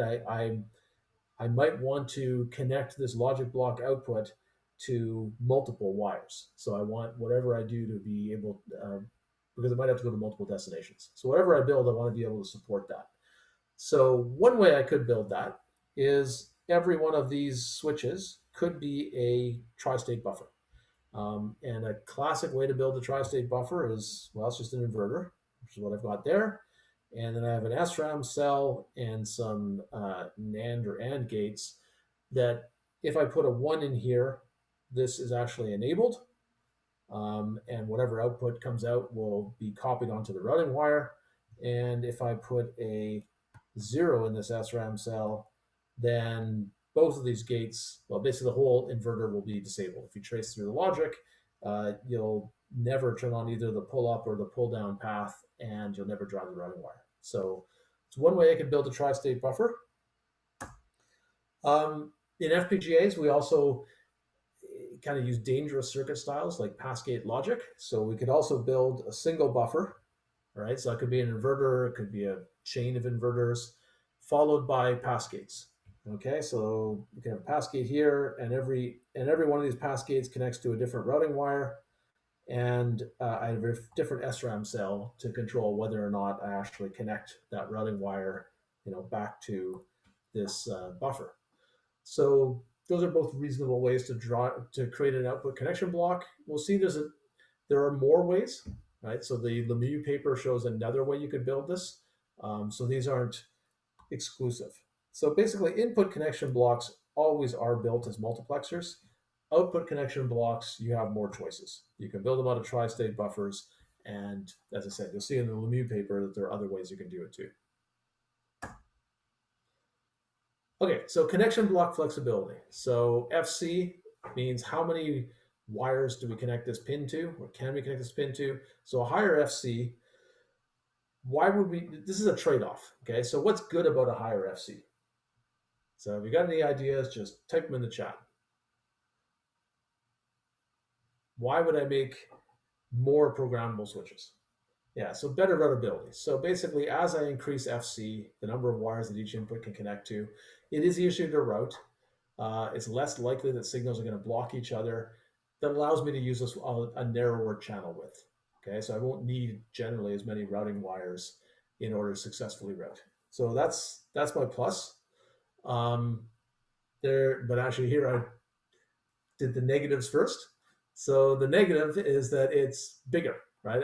I make my FC larger than if it's an input connection block. I get a larger mux, which takes more area and is slower. And I'm also going to load my wires more. So the more switches I have hanging off of wires, the more extra capacitance there is. So in addition to the muxes getting bigger and slower, my wires are also going to, routing wires themselves will get somewhat slower because they've got more switch loading on them. But this is the positive that Edwin just pointed out. If we have more flexibility, we get less blocking as you look for paths for signals. So we can get a smaller W, which saves area. And that also helps speed indirectly, because if we get a smaller W, okay, so we've got a certain logic block and we've got a certain channel width, that's kind of our basic repeated tile. If W is smaller, so maybe we get by with, I'm not really going to get by with 2 wires, but say I did, then my tile gets smaller, and that actually makes all my routing wires shorter, right? Everything gets more compacted together physically. And that actually makes these routing wires faster because they have less capacitance. The biggest source of capacitance in the most recent process nodes is actually wire capacitance. So making these wires shorter is quite helpful, and you do get a speed gain from it too. Okay, so this is a classic kind of trade-off case. It's not obvious what the best value is because we have 2 competing trends. Okay, so we have to go to experimentation. We have to do things like use CAD tools to evaluate what happens, because yeah, you can't really just, you can see there's a trade-off, but you can't figure out just by thinking about it what might be the best point to, in the space to be at. Okay, so that's actually the first paper that was in last week's reading. And it basically developed what's become a pretty standard experimental flow for evaluating FPGA architectures. So for every architecture, take a bunch of circuits. Okay, so here's our architecture, right? A description of what does the architecture look like. And for each one of those architectures, I'm going to take a whole bunch of circuits and I'm going to send them through a full CAD flow. And in this one, it's do logic optimization, so simplify the gates, map them to the actual logic block, which in this study was 4 input lookup tables. Group those little registers and lookup tables together into logic blocks, choose where to place them, then route them.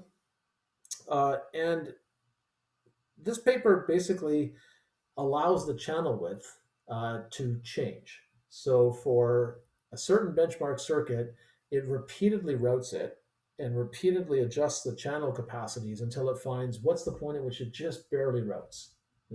It routes with 50 tracks in the routing channels, but it doesn't route with 49. And then it would say, okay, 50 is the minimum you could use. Now, when you actually have a circuit that just barely routes, okay, your routing algorithm is, shown here, is desperate, right? It will do anything to get rid of congestion, overused wiring, including routing signals all the way around the chip if it has to. So it may destroy the timing of the circuit. So again, in this paper, what they do is they take that minimum channel width and they increase it by 20%, and they route again. So the idea is that most FPGA designs are not that hard to route. They usually have some spare room. So route them under that more common scenario and use that to evaluate their speed, because the routing algorithm will be less desperate, the results will be less chaotic. And then using circuit level models, determine the critical path delay and the transistor area to build it. So using the same techniques that we kind of went through by hand, of transistor level schematics and estimating how much layout area they would take, work out how big would this chip have to be and how fast would this circuit be. And repeat this, not for one circuit, but for, about 20. And then average it. Okay, so let's see if anyone has any thoughts on this. So what do you think of this finding the minimum number of tracks, like the minimum channel width at which each circuit routes, and then increasing that by 20%, which means every benchmark circuit is really getting a different channel width. And then evaluating each one of those circuits, again, at a different channel width, figuring out the area of the chip, figuring out the delay of the circuit, and then averaging all that together. So, this technique has actually been widely used since then, finding the minimum number of tracks. But it's not the only way you could do it either. So commercial FPGAs can't really vary their number of tracks. Every circuit has to go in a certain channel width, which was chosen when that chip was fabricated. So what do you think? What do you think about this loop to find the minimum number of tracks? Is that a good thing to do, a bad thing to do? There's no real right or wrong answer here, but it's not the only way you can do it. And this is like something that people do debate in FPGA architecture circuits. Is this the right thing to do or not? So actually, if anyone has any ideas, type them in the chat of what might be good about this or what might be bad about this. Why is this a good or a bad idea? And the alternative would be to evaluate all of the circuits at the same channel width. Say, whatever architecture I've got, I got to pick a channel width. Maybe it's 100. And then everybody I have to evaluate at that channel width. And then for some other architecture, I could pick a different channel width. Maybe it's 80 for some different architecture, but every circuit has to run at that channel width, because that's what I could do. I could make a chip. And when I make that chip, I have to pick a channel width. So any thoughts on this? Those are my two options. Vary the number of tracks for every single benchmark, or you got to pick it for every architecture and every circuit lives with it.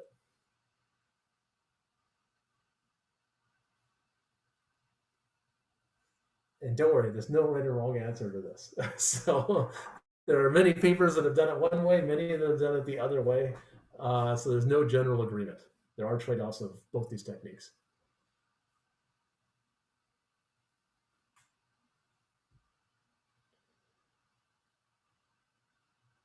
Yeah, so Camille says we can't really adjust W after manufacturing, so it's good to compare architectures, but not to evaluate individual circuits. Yeah, so there is something that's not quite realistic about this, because we can't change the channel capacity for every circuit. We're not really going to fabricate that. So that's the knock against this flow of, look, you really have to pick a channel width, so you should just do that for every architecture. Some circuits will be easy to route, some will be hard, and that'll give you maybe more insight into that.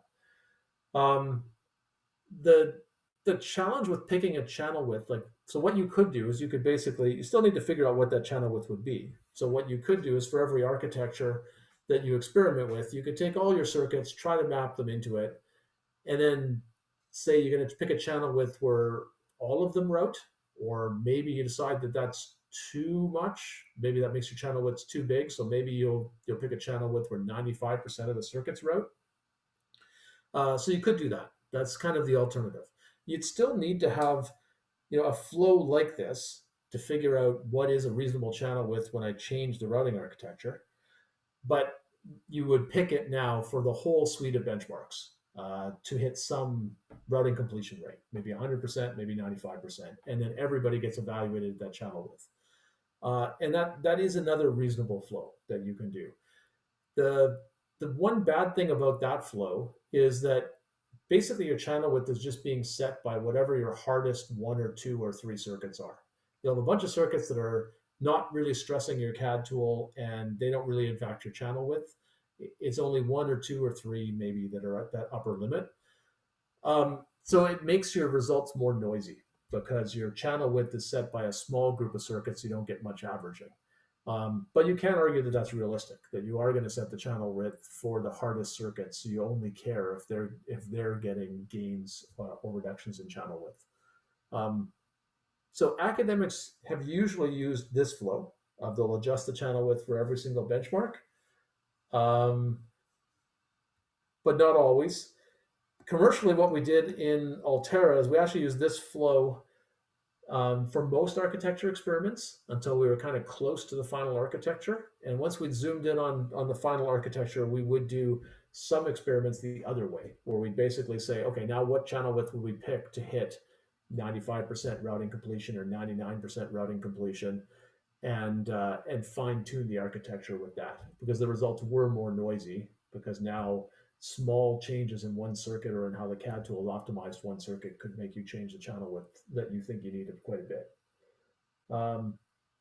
And E is a good point of also, if you're designing, building a design, so if you actually were somebody who's modifying these circuits, then you probably want to know what the channel width is, because you might adapt your channel width to that.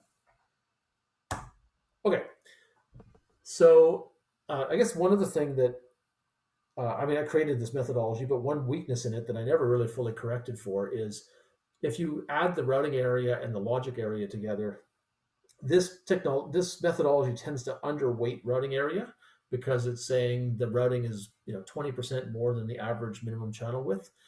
When you really make an FPGA, your channel width would probably be chosen more conservatively than that. You would set it to be a little more than what your worst case or almost worst case circuit would be. And that's probably, for the typical circuit, more than 20% extra routing.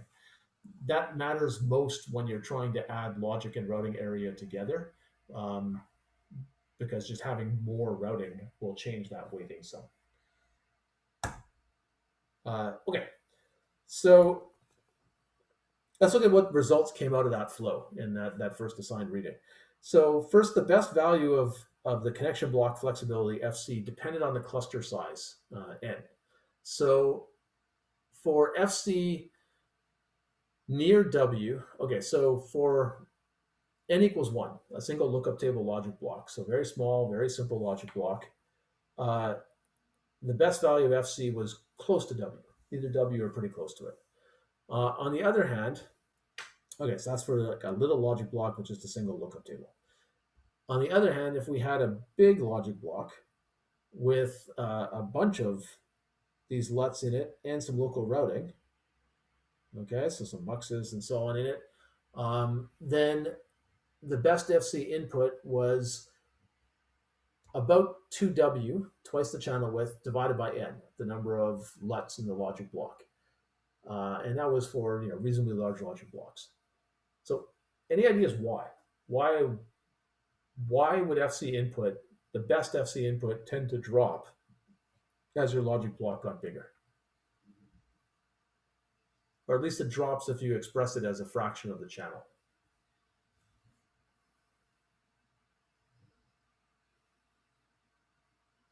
Okay, so basically, if this is W tracks here, if FC, let's see, this is, let's make this a bit bigger. Let's say it's got 8 things in it. This would, for this logic block, that equation would say only connect to like 25% of the routing tracks.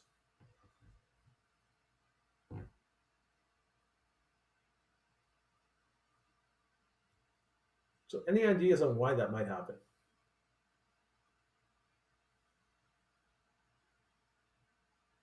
Yeah, so he has a good idea. So you have more routing within the logic block, and that increases routability. So it's this local routing, and the local routing is getting more and more useful as the logic block gets bigger. So for this study, they're using crossbars as the local routing. So that means that all of the inputs to this logic block are logically equivalent. In other words, if the router connects to any one of these inputs, that input can get to all the LUTs it needs to, because there's a lot of switching inside here. So that's actually quite a lot of extra flexibility, and the amount of extra flexibility is growing as the cluster gets bigger. So we saw from a prior paper what a rule of thumb was of how many inputs you want. You want k divided by 2 times n inputs to one of these logic blocks. With this crossbar-based local interconnect, the router can just connect to any one of those inputs, and it'll get where it needs to in the logic block. So if we think about this from the point of view of a wire, each wire can reach some number of inputs. It's got a chance of reaching each input.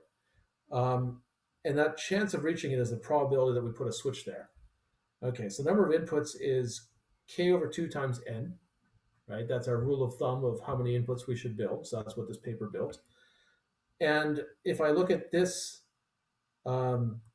value for FC input that the paper says is a good one, the probability of hitting any one wire, there are W wires, but the probability of hitting any one wire would be divide this FC input by W. So the probability of hitting any one wire is 2 over n. So that means the number of inputs that each wire reaches is a constant, k. So when you look at it from the point of view of the wire, it kind of makes sense. Every wire, if I scale FC input this way as I make my logic blocks bigger and bigger, every wire can still hit about the same number of inputs as it used to be able to hit. And the fact that all of these inputs can be swapped means that this is sufficient. With this kind of logic block, where we have these full crossbars for local interconnect, the outputs are also logically equivalent.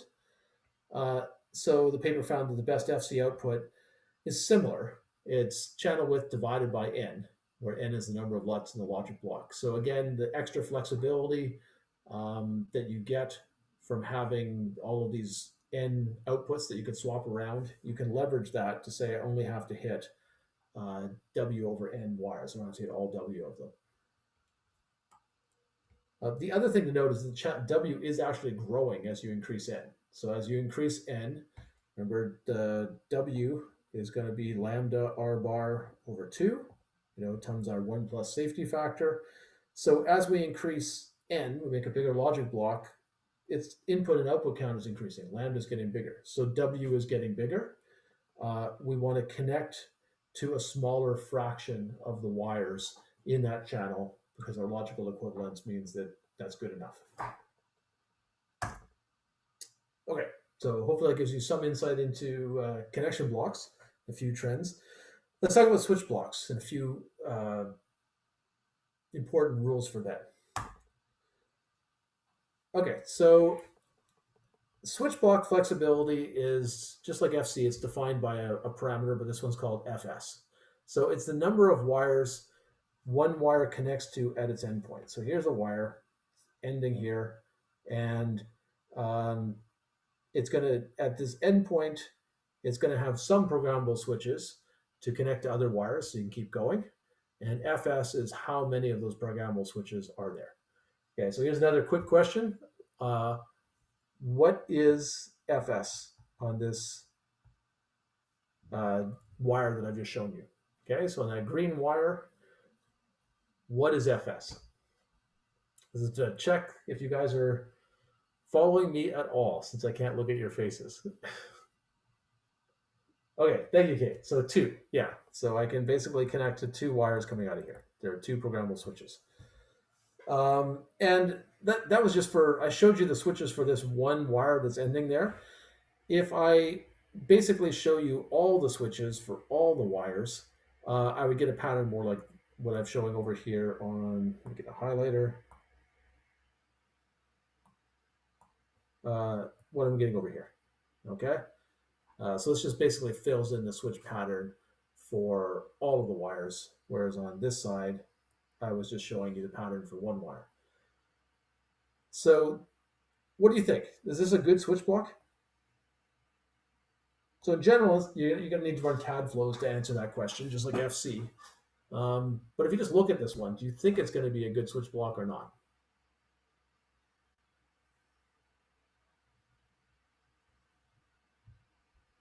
This is one of those yes or no questions. You've been waiting.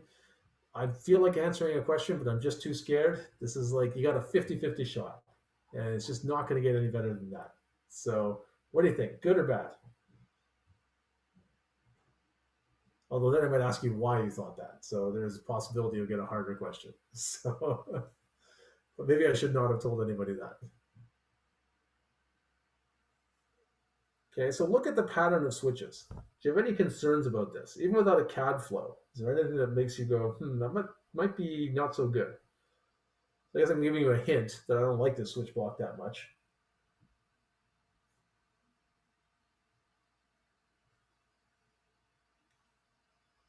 Can't switch from 0 to 1. Yeah, actually, that wasn't what I'm thinking, but it is a good point. So let's see what color I got here. Yeah, so this switch pattern actually has an unfortunate characteristic of if I'm on wire 0 here, I can get to another wire 0 here, another wire 0 here, another wire 0 here. And if I was on a wire 1, I can get to another wire 1 here or here and so on. But I actually can't get, from a wire that's labeled 0 to a wire that's labeled 1. And that actually is bad. So this switch pattern, it's kind of a bit too regular. It is more prone to blocking. And so that's actually a good point because it basically doesn't allow me to sort of, by choosing different paths, scramble which wire I wind up on. So that is a problem. So that's not good. There's another problem with this one, though, too. You basically figured out the problem I was going to show you next slide. And yeah, so that's a good point. You can't switch from left to down or from right to the top. So let's see. Let me erase some of these. Okay, so if I'm on this wire, I can go up or I can go across. I can't actually go down. Okay, there's no way to go down here. And if I look at this wire, I can again go up or I can go across, but I can't go down. If I look from this wire's point of view, I can go down or I can go across, but I can't go up. So that seems pretty tough. You think that, let's say I made a city where you could go straight at an intersection or you could turn right, but there were no left turns. I hate left turns. I ban left turns. It's going to be hard to get where you want. You might still be able to do it. Yeah, so Edwin is right. I think you're saying, well, could you do it by using 2 switches? So could you go across and then backwards? And you're right. So that's kind of like my city where I can only turn right. If you make 3 right turns in a row, that's like making a left turn. So I could do this and that. So I could use 2 switches in series to go down. But by doing that, I made this wire unusable. Okay, so I really wanted to go from here over to here. In order to do that, I had to kind of blow away a whole other wire. So it doesn't look great. And because it is like a city where you can go straight or turn right. Still possible to get where you want to get, but you got a lot of extra turning and probably traffic congestion. And that's actually what people found, is that fs equals 2 is not good enough. And Synchron has a good point of fs equals 3. So making sure that you can go to at least 3 spots. So if I had 3 spots, I would add in these missing directions. And fs equals 3 is kind of the minimum to get good routability. Most of the studies on switch blocks flexibility looked at length 1 wires. And they actually found the best value is 3. So less than 3 is not good for the reasons we just talked about. You can't turn in certain directions. More switches they found weren't terrible, but weren't really worth the extra area. 3 was enough. Longer wires are actually less studied, so it's not as clear what the best value is for them. But at least at the ends of long wires, fs equals 3 probably makes sense for the same reason. Okay, so let's talk about building the switch block. So how do we actually make this? So kind of the older style routing architectures, they would build this in one of 2 ways. Okay, you could build for this edge, which is a bidirectional edge. I can go either from this wire to this wire, or I can go the other direction. I could use a pass transistor controlled by an SRAM, or I could build tri-state buffers, but I have to build them a pair, right? So I could have one tri-state buffer that allows me to go forward this way. I'd have to build another tri-state buffer to go the other way. Okay, so that's the traditional way that you would build, this switch pattern, right? Where all of the switches are essentially bidirectional, either pass transistors or back-to-back pairs of tri-state buffers. And we'll see in a few minutes, and in the Lemieux paper, a different way to build them. But that's the traditional way you can build it. Let's see. So we talked about FS. We talked about how we could build them. Another issue is what's called switch block topology, which is exactly which wires connect to each other at each switch blocks. So this doesn't affect how many switches there are, it just affects the pattern. Okay, and let's see. So I think it was Gil already answered this. So Gil, this is where you were able to figure this out before I even got to the slide. There's a classic switch block that Xilinx uses in many of their FPGAs called the planar switch block. And basically in the planar switch block, it's called planar because it's easy to lay out in kind of a plane. So you can label every one of your wires by essentially its track number. So we have track 0 wires, we have track 1 wires, we have track 2 wires, and so on. And you can see that the track 0 wires only connect to other track 0 wires. So Fs equals 3 here. I'm going to turn this to a highlighter.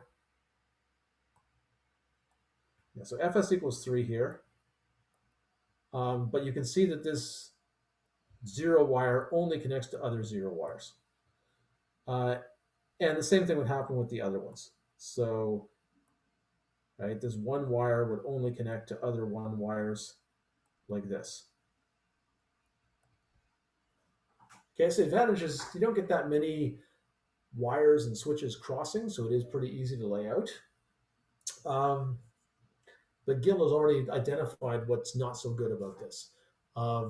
It does limit your flexibility of how you can run it, because if you're on a wire that is a group type 0, you can never, no matter what you do, ever get to a wire that's of type 1. So it kind of divides your routing fabric up into, in this case, 3 distinct subdomains. And it's not obvious that that actually would hurt your routability, but it does. It increases the amount of wiring you need by typically about 10 or 15% by doing this, because you're taking choices away from the routing algorithm.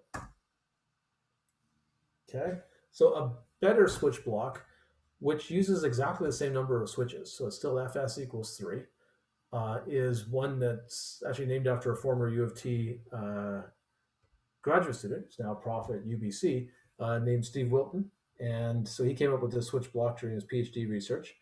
And basically, here you can see something on track 0. It has a switch that takes it to another track 0. Here's another switch that takes it to another track 0, but this switch that takes it downwards puts it on the track 2.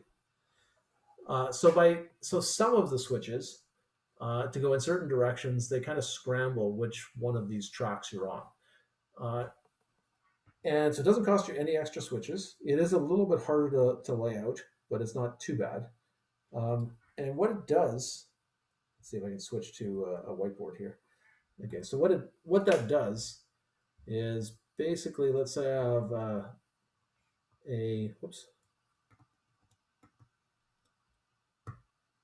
I think I'm going to use OneNote if this doesn't obey me better than this. Okay, I'm going to switch this to OneNote then.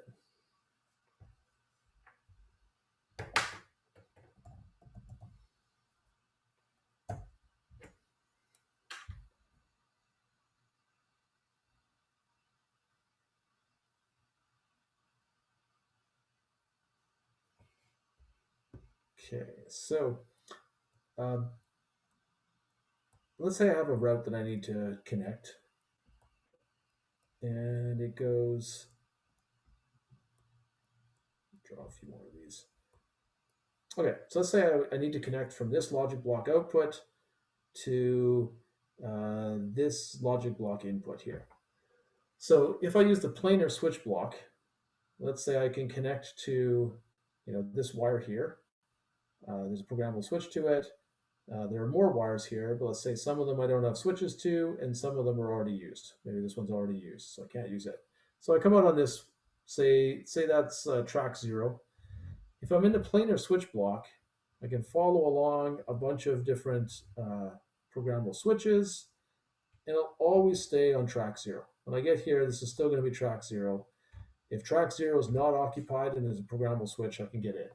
But if track 0 was occupied, then I'm blocked. And maybe I could take another path, go this way first, then over here, and then at the very end turn on to this. But that doesn't help me. I took different wires in the middle, but at the end I'm going to wind up on 0 again, track 0 again. So let's see if that's racing okay. With the Wilton switch block, I can come out on this. If I follow this path, I might wind up, so let's see. If I follow this path, I might wind up just like before on track 0. But with the Wilton switch block, if I follow a different path like this one, so I follow this path now, because the switch pattern tends to scramble things, when I go here, I'd be on a different track number, maybe track 2. And when I make a final turn here, I would wind up on a different wire. Maybe I wind up on track number 1 there, and maybe it's not blocked and also has a programmable switch to get in. So yeah, so the undesirable thing about this planar switch block is no matter what path I choose for all these intermediate hops along the way, I can never get to a different wire at this point. It's always going to wind up back at number 0. The only way I could get on a different wire at the end is I must start on a different wire, say here. But maybe that wire is blocked. A switch block like the Wilton switch block, where depending on exactly when you turn left versus right versus go straight, you wind up on a different wire. It basically gives you more options, right? So if there's congestion at the very end here, by choosing a different path through the middle of the chip, I actually can get to a different wire at the end. Let's see. The Wilton switch block can be useful to connect longer length wires on a different number track. Yeah, so the Wilton switch block also is useful, can be useful for longer wires too. Again, switch blocks are less studied for longer wires. Basically, the space is much larger once you add in different wire lengths, so it hasn't been studied as much. There are some studies that show that for longer wires as well, the Wilton switch block is better than this planar switch block. Basically, for longer wires, things get more complicated because you kind of have internal points on the wire. So you got a wire that goes past several blocks. You kind of wind up with two kinds of switches. You wind up with switches at the end of the wire here, and you wind up with switches at the middle of the wire. And there are limited studies of that, but it looks like the pattern you want in the middle may not be the same as the pattern you want at the end. So the results from length 1 wires apply pretty directly to the ends, but may not apply so directly to the middle. The general principle, though, of essentially highly regular switch patterns are kind of dangerous. I saw this at Altera as well, that if you made a very regular switch pattern where the planar pattern is very regular, they can limit the router's choices. So something clever like the Wilton switch pattern, where by choosing different paths, you wind up at different wires at the end, is better. And if you can't think of anything super clever, then just being random is better than being really regular. Really regular is easy to lay out, so that's nice, but it's actually kind of dangerous in that it can result in taking choices away from a router. Routers are pretty good at exploring all their options, so if you give them lots of options, they tend to like it. Okay, so hopefully that was clear. If not, just type something in the chat. Okay, so this I kind of just talked about. Okay, so gives you more choices because it essentially scrambles depending on when you turn, exactly what path you follow to get to a destination. You can wind up on different wires, and that scrambling is helpful. Okay, so let's talk a bit about wire length. So I've drawn a couple different cases here. So I've drawn length 8 wires, so longer wires at the top. Let's see if I can get a highlighter here. Okay. So these are length 8 wires. And you can see that they're good for long connections. Okay, so this actually wants to go exactly 8 blocks away, and it's perfect, right? Goes on the wire, uses the whole wire length, doesn't use any extra programmable switches. It's good. However, for short connections, basically it's wasteful. I just want to go this distance, and I have all this extra capacitance hanging off of my connection, slowing me down, taking extra power. And I also wasted all this extra wire. And even though I'm not using it, this wire also is going to have a bunch more programmable switches to other spots, and I'm not using any of those. So I also wasted area. Okay, so short wires are good for short connections. So you can see here, I want to only go 2 units. That's better served by this length 4 wire. And in the same number of tracks, so same channel width, I could make another connection. So this wire has ended, so I can still use this other wire segment to make a different connection. And that wasn't an option up here, right? I could not make these 3 connections on the bottom figure with the routing architecture of the top figure. But the obvious downside of shorter wires is when I need to go a long distance like this, I wind up with some intermediate switches, right? So I had to use an intermediate switch to connect those. That's going to cost me some extra delay.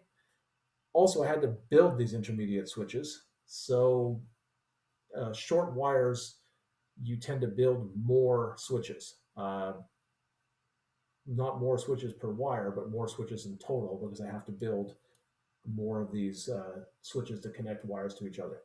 Okay, so we've got a kind of a classic trade-off again.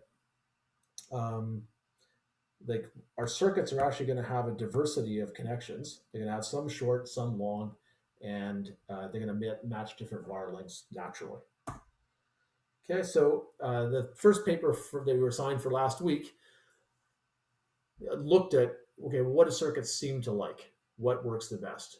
And using the CAD flow that we just talked about, it looked at both routing area, which is this dashed line, okay, so here, and critical path delay, which is the solid line, averaged across 20 circuits. And what it found is for area, length 4 wires are the best. Basically, shorter wires, while you didn't waste any wire length with shorter wires, you wound up building more switches because you had to have these extra switches to connect them together. And on average, that cost you area. When you went to longer wires, you had a high probability of wasting a lot of the wire and again, needing a wide channel width, which also costs area and more switches. So the best trade-off was at length 4. For speed, 4 was good. Length 8 was maybe a little bit better still. But this was all done at 350 nanometers, which is a long way below the state-of-the-art process technologies of today. And processes are changing. Wire resistance is becoming a bigger factor. So these results might not be true anymore. Okay, so obvious question would be, is this different in more recent process technologies? And the second paper that was in the reading last week redid some of these experiments at 22 nanometers. Okay, and the red curve is routing delay. Okay, so what does it say? It says that 4 is actually the length 4 wires are actually the best delay. Length 8 are no longer quite as good. Okay, so wire resistance has gotten bigger, and length 8 wires are not as good anymore. Length 2 are actually competitive. And if you consider both area and delay, so look at the area delay product, length 4 is still the best, but now 2 is probably the second competitor rather than 8. Okay, 8's not as good. So the increasing resistance of wires is pushing people towards shorter wire lengths, but length 4 still works pretty well. Yeah, I guess I kind of answered my own question there. The key reason for this push to shorter wires is increasing wire resistance.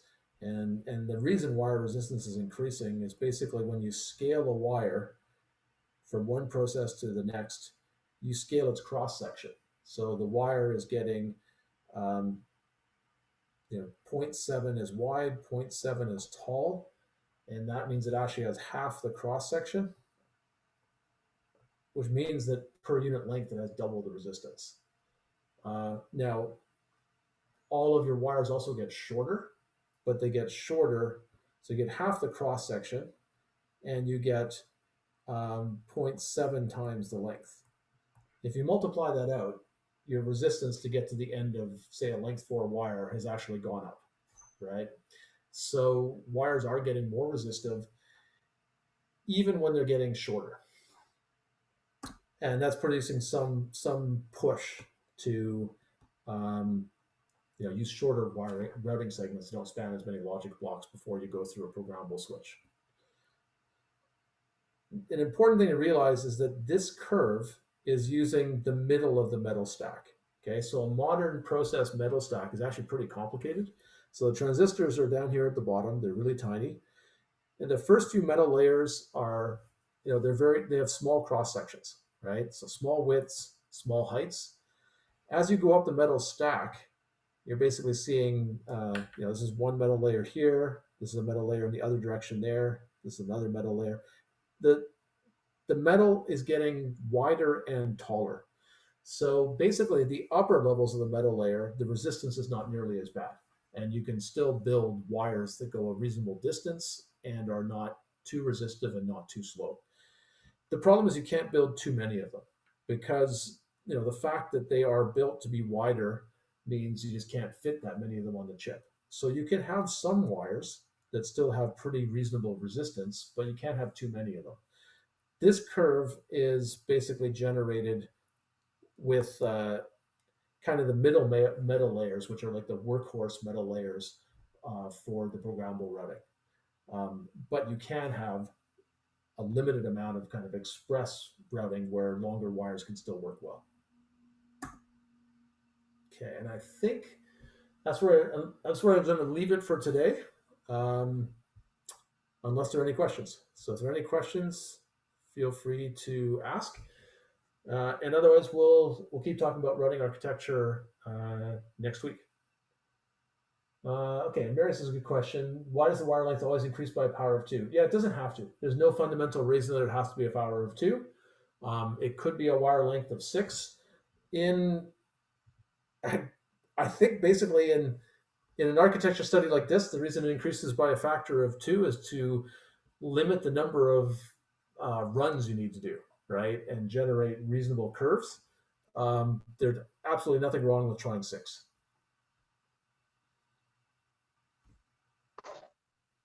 So that would actually be a pretty reasonable view, because there's also some chance that 6 works pretty well, right? So.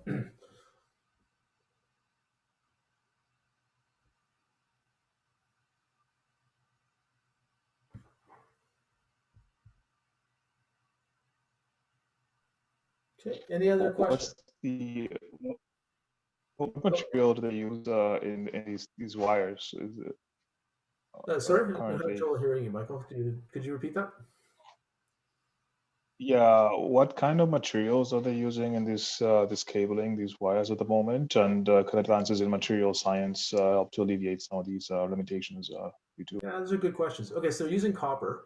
So if I actually go back to, let's see. So this study, which used 350 nanometers, the wires were aluminum. And for this study in 22 nanometers, the wires are copper because the resistance is lower.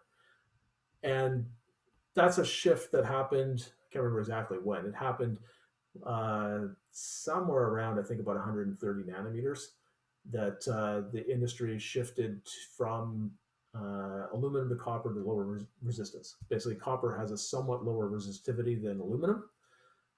It was actually a very challenging thing to do because aluminum is actually a nice material to use with silicon dioxide, which is glass, right? So you have silicon, and then above your silicon, you grow silicon dioxide, and that's your insulator between your metal.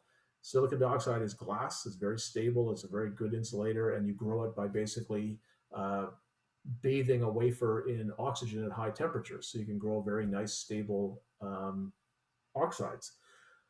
And aluminum does not go through glass. So it doesn't go through aluminum oxide, so it's a great material. Copper actually can diffuse into glass. So copper is actually a really nasty material to put on a chip because it actually wants to go through your insulator. In order to use copper, basically the wiring had to be changed to have barrier layers. So it's mostly copper with a little bit of barrier layers, often tungsten, to stop it from going into the oxide. And actually the tungsten is a bit of an issue because that tungsten is more resistive than the copper. And as you make this thinner and thinner, or as you keep scaling your metal, the barrier layers don't scale very well, which means that the amount of copper you have is actually dropping even faster than you might think. Because what I've drawn in white here is essentially the copper. Yes, that's actually what's making things worse, right? So there's the scaling where the cross section is getting smaller. It's actually made worse by the fact that we have tungsten on part of the cross section of our metal. And for really advanced process nodes, like 7 nanometers and 5 nanometers, are actually starting to get even some quantum effects where the distance between the two walls of this conductor is small enough that you're starting to get the electrons are starting to show some wave behavior where they're confined to this metal and they're behaving partially like waves, not just like particles. That actually tends to increase the resistance as well. So those are all negative effects. The main technique that's been used to counteract that is what I just showed on the next slide, which is to mix up the metal layers, build more metal layers and have the top ones essentially stay relatively wide. And they also make those top ones quite tall.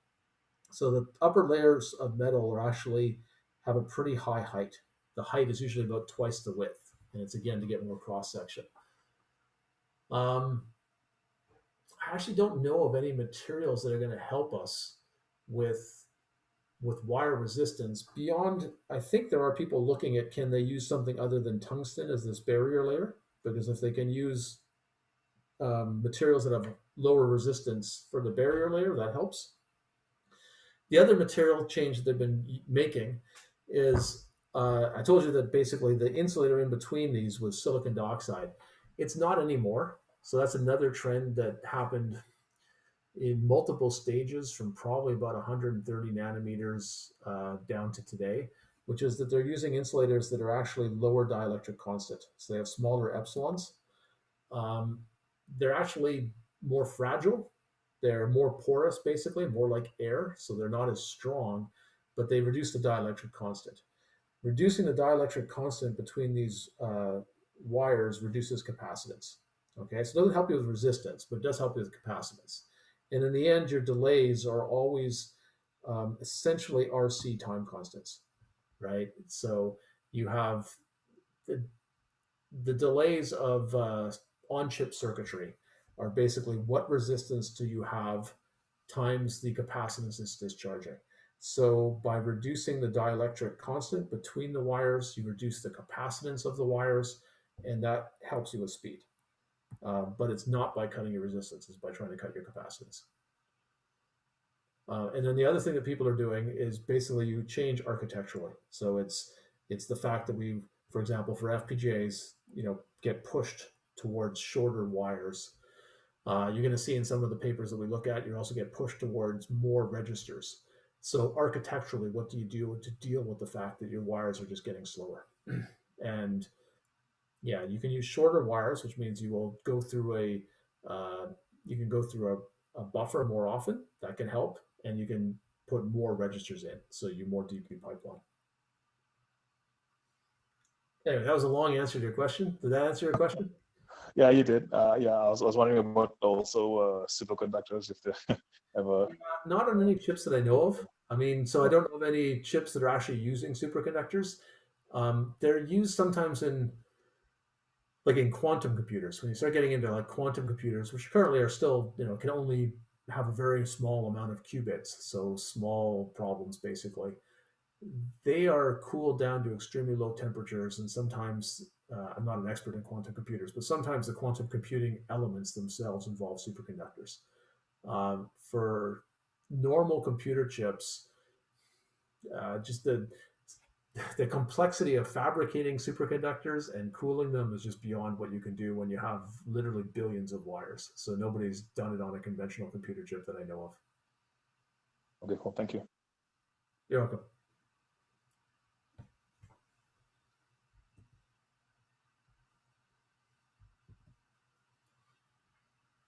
Okay, and if there are any other questions, I'll hang on the line. I'm just going to stop the recording.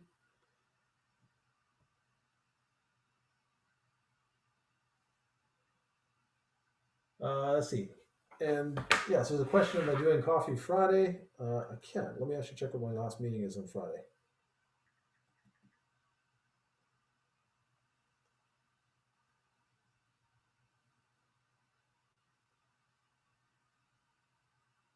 Yes, I can do coffee at 4 p.m. on Friday, so I'll post that on Piazza. If people want to meet on Zoom other times, let me know. Just post on Piazza and ask me about it, and I can probably do other times too. But I'll post about 4 p.m. Friday. So that one I'll commit to now.